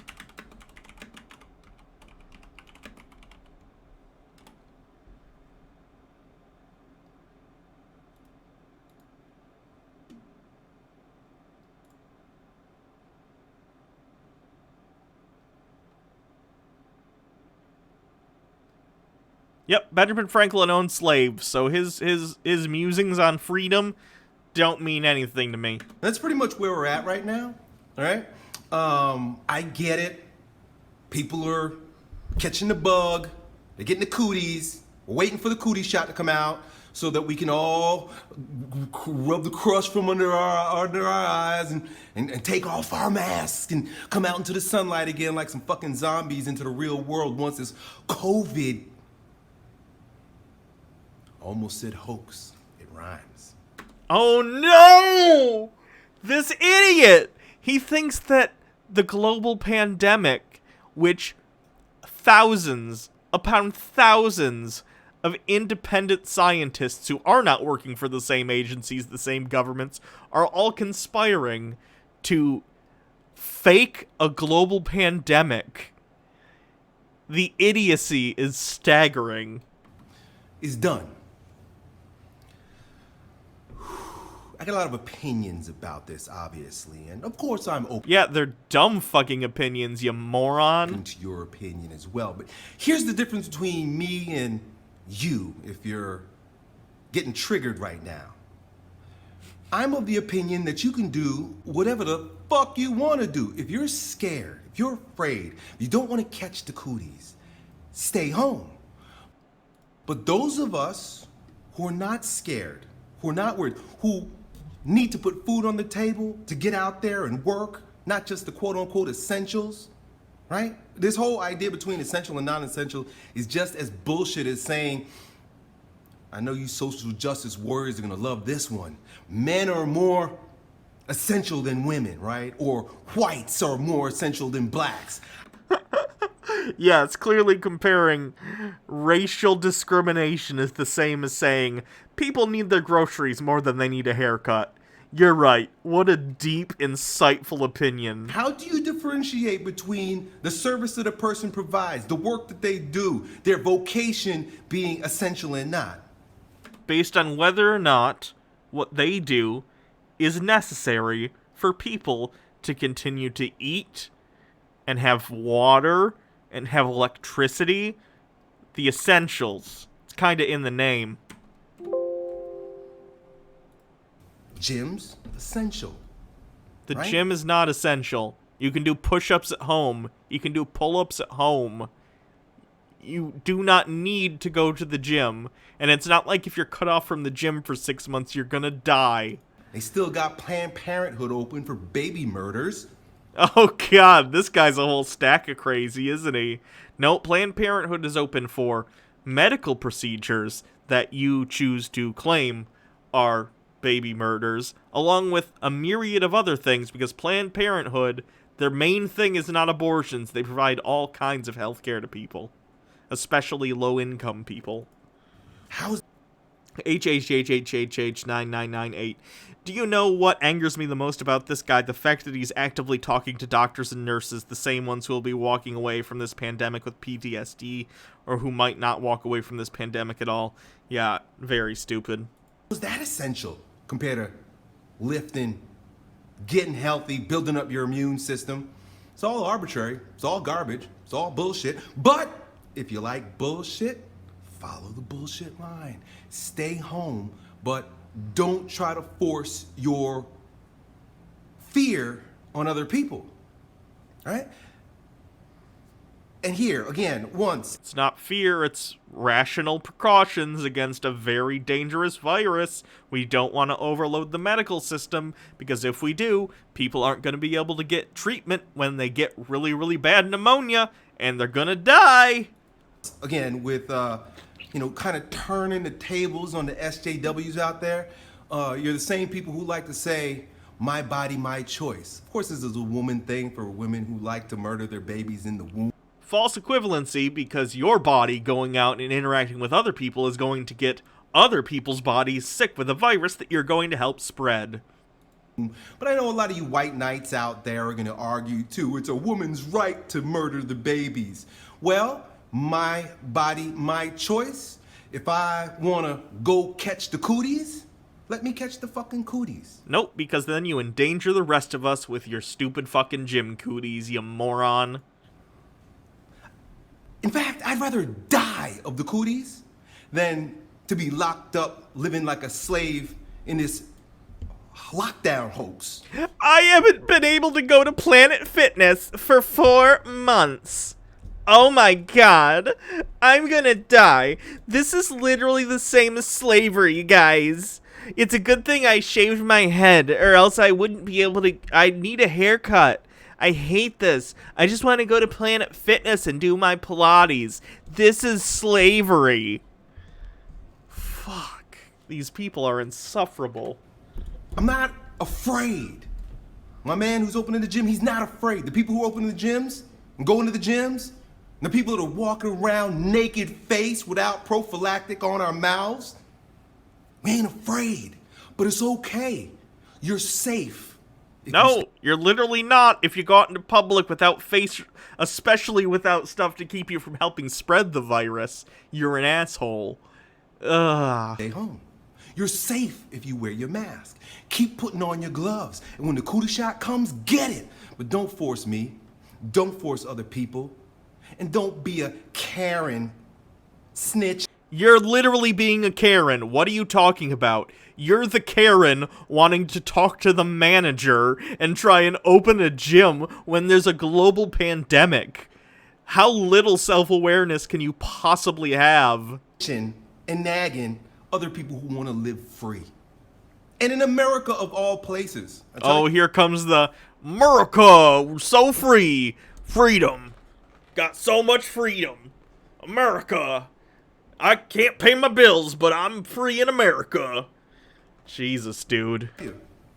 I'm happy for states like Texas, Florida, a little bit more rebellious states, not like New York and California.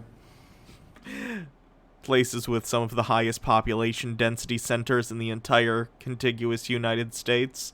New York and LA. Are you talking about those states? There's a reason they're on lockdown. You've heard of population density, right? No?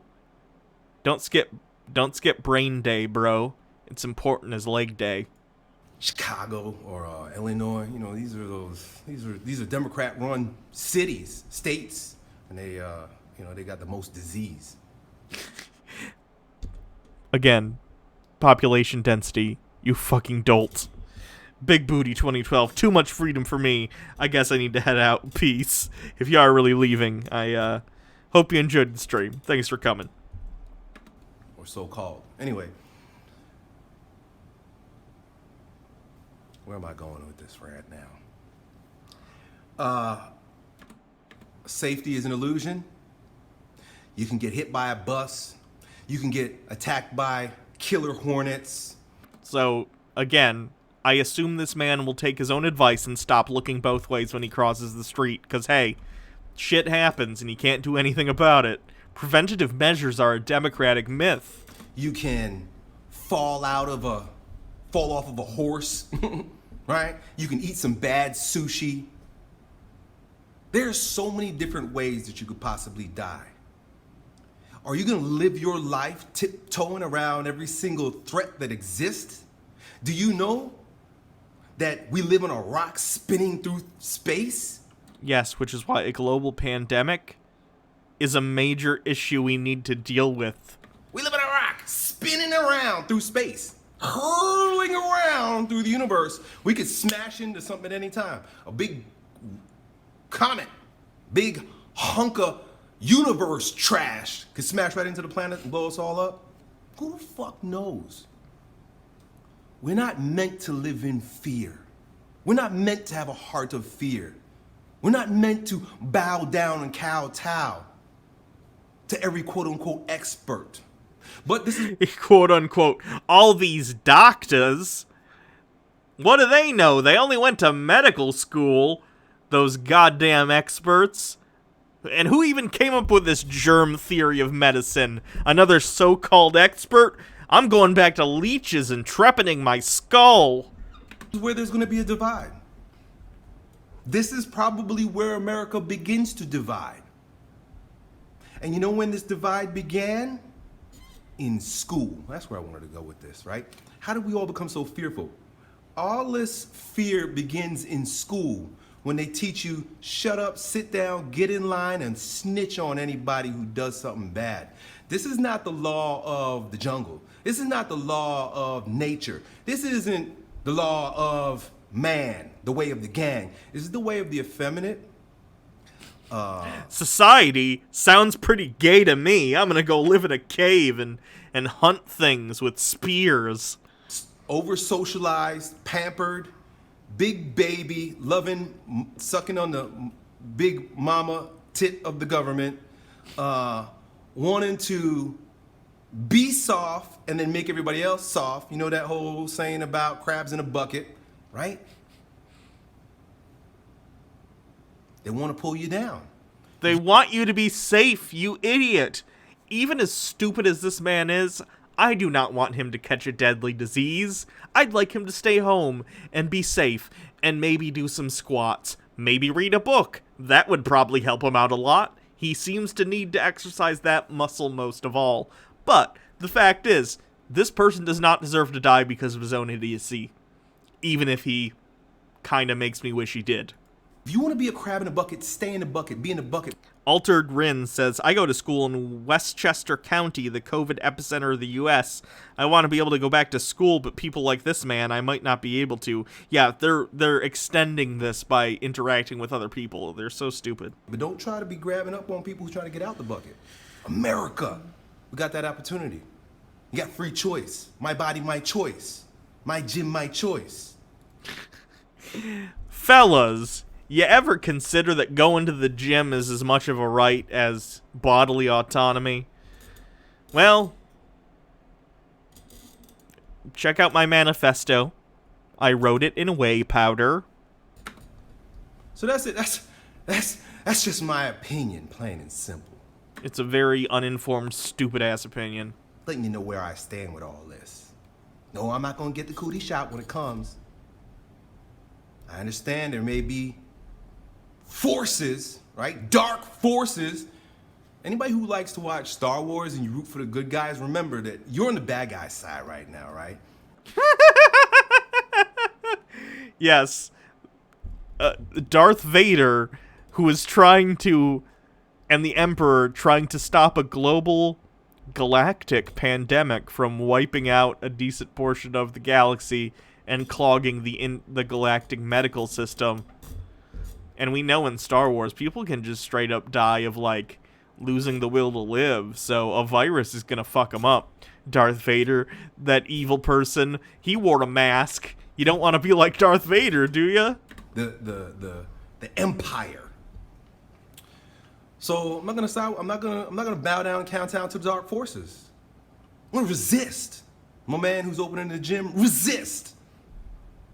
Anybody who's brave enough, courageous enough, not afraid to. Here's where, this is how they controlled us in school. Get snitched on or be disliked. Yeah, if you're opening illegally, you should get snitched on. If a bunch of people are getting in close contact and you're endangering people around you, you should get snitched on. Don't bow down, don't kowtow. Be a big boy. Make your own decisions. Right? And maybe I got the COVID, right? I be spitting on the screen and shit too, talking close. Maybe it's gonna come through the screen and get you, right? Go wash your hands, put on a mask when you're watching Yo Elliott videos. Anyway, so that's it, I'm done. You guys know how I feel about this. Don't care if you don't like it, right? What are you gonna do? It's funny because those of you guys who like, they act like they're the most peace-loving people, but y'all are the most aggressive, nasty people out there attacking others who just want to be free. You want to infect others because you're too much of a spoiled child to not go to the gym when there is a global pandemic. You fucking child. I am so sick of these people. Have an opinion, right? We are gonna force our love on you, force you to do the right thing. Yeah. Yep. I'm not gonna force you. Don't you force me. How do these stupid fuckers even get out of bed in the morning? I legitimately don't understand how people that stupid can Bud, live. The dad of the halfling family, speaks up and says, now the problem with going to the cops, of course. Is he sitting at the table? You see, you guys have forgotten that they're here. The whole halfling family that drove you here in the car. Right. They're called the Cubbies. It's the Cubby family. Very cute. Bud Cubby speaks up and says, now the problem, of course, that you go to the cops is that, there's just no counting on them to do the right thing. And now, there are some Brindle the good heck cops, of doggo, course, thank but you for following. Mostly police are enforcing the status quo, right? And that's mostly going to benefit the people who are already in power. Have you had personal experience with this? Is this you see that his wife Daisy speaks up and says, "Oh, is this like a D&D campaign that takes place in like a small town or something? I love their like little miniature town set. That's great. What's the other one someone clicked? Argentina, find me 4 bootlegs with that. Yes, I love Phaelus. Let's watch a little bit of Phaelus, and then we can move on to something else, and then I'll probably be done for the night, because I am real hungry. Hello? There's nothing funny about the Hello, Argentina. Well, Thank you, I guess Milk this is all I for following.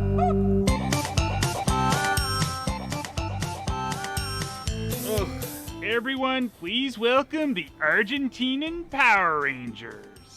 Now, I know I've been going on about the bootlegs that hail from China, and this might not have seemed obvious, but believe me, we'll be seeing a lot of bootlegs on this show with the marking Industria Argentina. Before starting the show, I think I watched one of really these had when no he did idea the that Sonic Argentina toys, and those were produced pretty so many good too. bootlegs, The but bootlegs. really, they might even give Mexico a run for its money. Yeah, and that's saying Is this a something. Channel Awesome And guy? Yeah, speaking of Phaelus used to be Mexico, on these Channel guys are Awesome. actually He's just on packaged a YouTube lot now, more though. like a Mexican bootleg than an Argentinian one, as they actually usually come carded, but no, this time we got the nice cheap baggy style going on. And these are, of course, bootlegs based on the Power Ranger Turbo team. Or the Power Ranger Galaxy team, depending on which side of this piece of cardboard you look at. So these are Power Rangers Galaxy Turbo. Okay, so for one thing, okay, these are not the Galaxy Power Rangers for people who don't watch Power Rangers. These are the Mighty Morphin Power Rangers. Specifically, these are the promotional shots from the film Mighty Morphin Power Rangers, the movie. So this is wrong. Power Rangers Galaxy is not a thing. Power Rangers Lost Galaxy is a thing. I think it's like, it's right after In Space. Different Rangers. These don't look like this, and this isn't that. And Power Rangers Turbo doesn't look like this either, but this is the Power Rangers Turbo on this label. And one of my favorite things about the Power Rangers Galaxy name is there is no Crimson Power 11 Rangers says, series "Nerd." called Power Rangers Yes. Galaxy. There's Power Rangers Lost Galaxy, Yep. but Power Rangers Galaxy is a completely original bootleg series. Apparently based on the movie. You might have noticed that these are the same logos, just with the sub-name changed. And guess what? These aren't the logos for Lost Galaxy or Turbo. Nope, It's movie. the Power Rangers The Movie logo, just with the movie taken off and Turbo or Galaxy added. And they also got rid of the Mighty Morphin. Yeah, 'cause we're not Mighty Morphin, we're regular Morphin. Yeah! That's worse, you idiot. Oh! I can't see with the cardboard in front of my face! So does Yeah, this I guy guess just he's obsess right. over We're Power regular Rangers? Morphin. No, he does a bunch of different bootleg toys and stuff. He looks at bootlegs, he looks at Ninja Turtle stuff. He does a lot of different stuff. Alright, that's enough of a cleanse. Let's see what we're gonna watch. John Doyle or something else?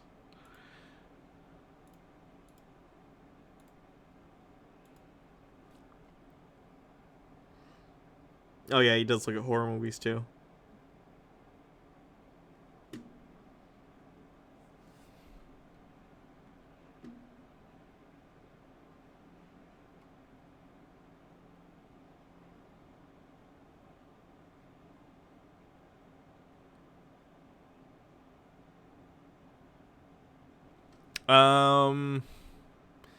Gosh, what do I want to watch? Something relatively short. The Truth About Coronavirus and Trump. Released for being trans. What are John Doyle's top videos? Oh, someone says Spirit Science. How long is this? 11 minutes. Fuck it. Let's do Spirit Science. And then after this, I'm gonna go make dinner. Thank you everyone so far though who has followed and subscribed and everything. I really appreciate it. I'm gonna continue to stream regularly. And the fact that I get to come and hang out with all you guys is a lot of fun. So I'm glad that you've decided to spend your time with me when you could have spent it doing basically anything else. So I appreciate that. Hello. Today we're going to talk about the torus, a fundamental pattern in all of reality. I have a friend here with me as well who's going to help share this with you. His name is Christopher Love. Hi, I'm Chris, also known as Yana. Today, I will be helping my angelic friend Patch to expound the wisdom of love and spirituality in relation to the toroid.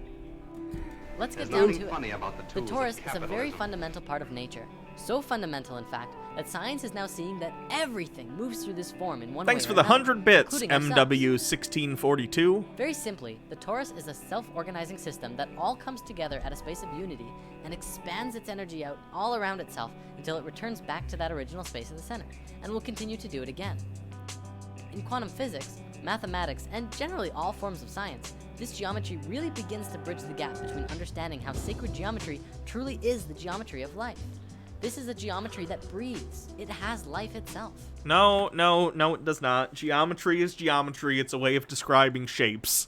It is not something that has energy in and of itself.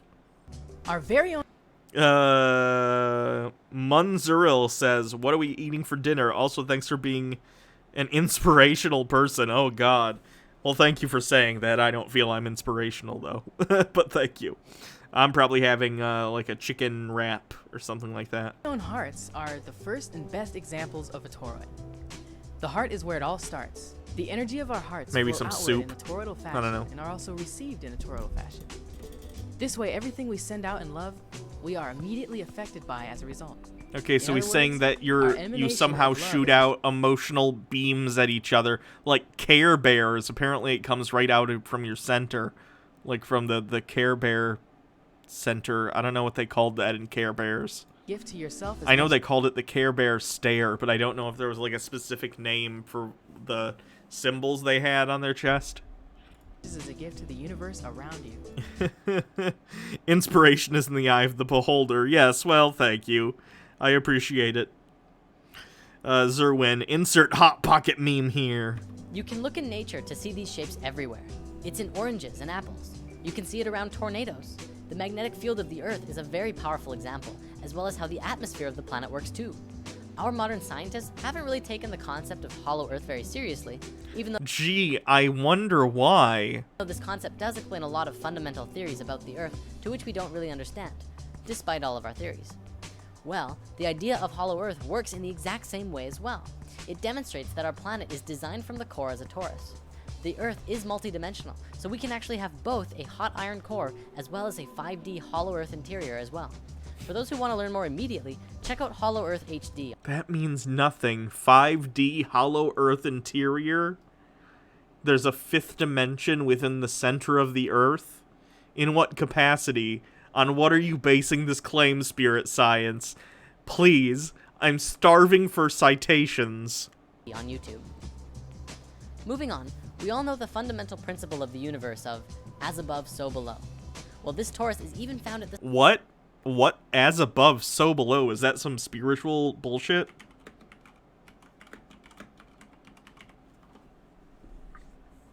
As above, so below. No, not... That's a movie.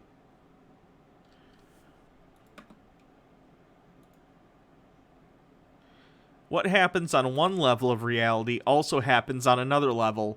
The microcosm and macrocosm behave alike. Oh, like fractals. Somehow. In what way? No, okay. This is absolutely based on the fact that someone did mushrooms sometime and decided that everything works like... I don't know how to explain this other than as someone who has taken mushrooms, this describes how the world looks on mushrooms. Or can. Everyone's experiences are going to be different, but that comes off as very hallucinogenic, drug-based to me. The size of galaxies. Atoms even have this very geometry as well. It's quite literally everywhere. From this basic expression demonstrates how life ought to be. All of the energy that emerges from the core travels around the torus and fuels itself. It also has the ability to give to other toroidal systems, which openly practice giving and receiving. It really sets a standard for how to do things, and we can mirror this and use it in our own Bye, daily lives everyone as well. who's leaving. I hope you enjoyed the stream. Hope to see you again next time. Openly, you allow your energy to become toroidal. When we look at the interactions between one another, we begin to see the nature of giving and receiving. If we shift how we give and receive with others, we give ourselves an opportunity to receive feedback from what we emanate immediately. This allows for an enlightening transaction of energy between all life and allows all of our communications to resonate on that toroidal frequency of love. Love is not just a feeling, it's a vibration and a frequency that is connected through all things.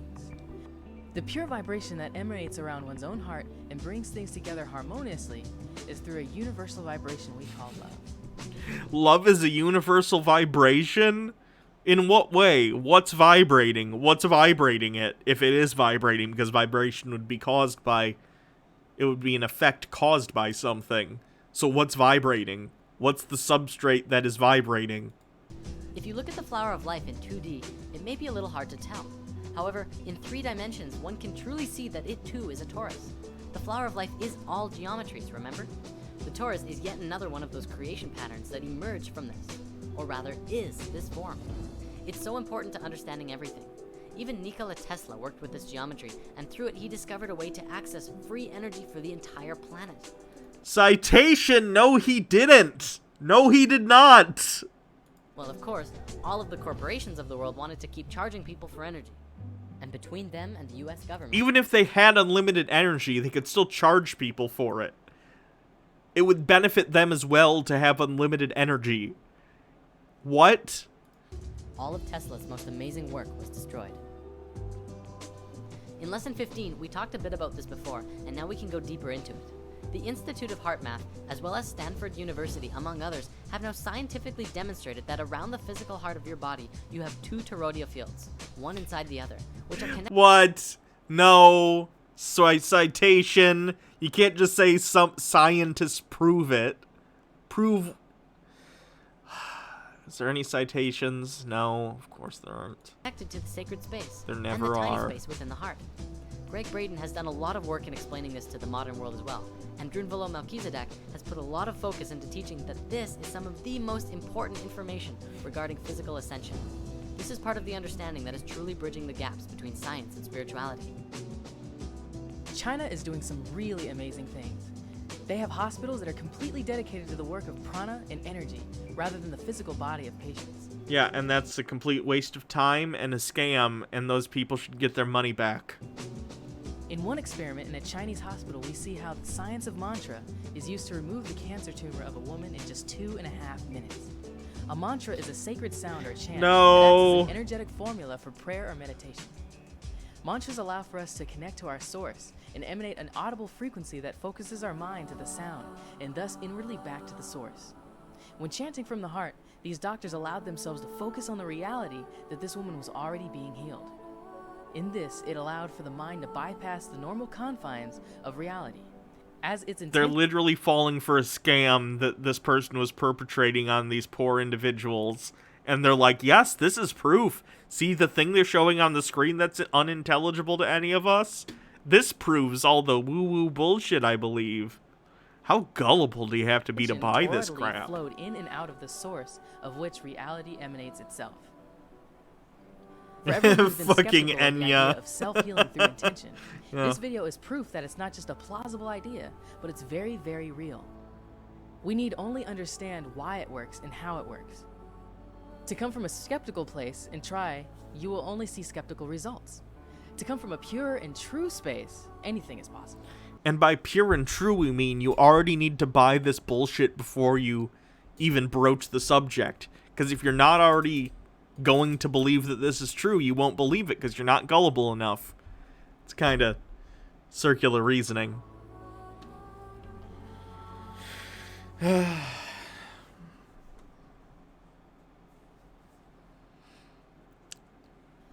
Nassim Haramein has made a documentary recently called Black Hole, which we did discuss in Lesson 18. He has done some really great work on this, and it's propelling our understanding of space into something completely new. He has demonstrated that the space at the center of the torus is literally the point of singularity, infinity, and the space where all consciousness truly resides. The source of the source field. How has he proved this? Through various ayahuasca trips? Because I don't think that being high off your balls is worthy of being put into a scientific journal. A space where all things are connected. Although it is a fun weekend. In our modern physics, we don't really take consciousness and life into the scientific equations. Russian scientists are propelling their understandings of life to new levels and have even begun bridging the gaps of understanding gravity. Our Western model is not built to understand gravity, and the Russians have developed models which harmonically see that gravity itself is a conscious field. Oh god, gravity is a conscious field. Shadow Tamer, thank you for following. Gravity is a conscious field. So when I take these dimes and I drop them, gravity's like, give me them dimes. That's not how anything works. An information field of love that holds things together. It's really profound, and even quantum physics is beginning to look at this in new light. There's nothing funny about the tools of capitalism. Remember in Lesson 18, thank you, Lady Raincloud, for following. This torus form and the cube octahedron go hand in hand. It is the male and female aspects of each other, and the vector equilibrium, when put into use in science, can grant access to an infinite amount of energy through tapping into the space of unity of the source field, the 0 point, the field of consciousness that science now knows connects all things. Knows in what way? Based on what? Cite a source, so it's not just inane rambling. By understanding the torus and the nature of unity, one can really get in tune with themselves in relationship to the all.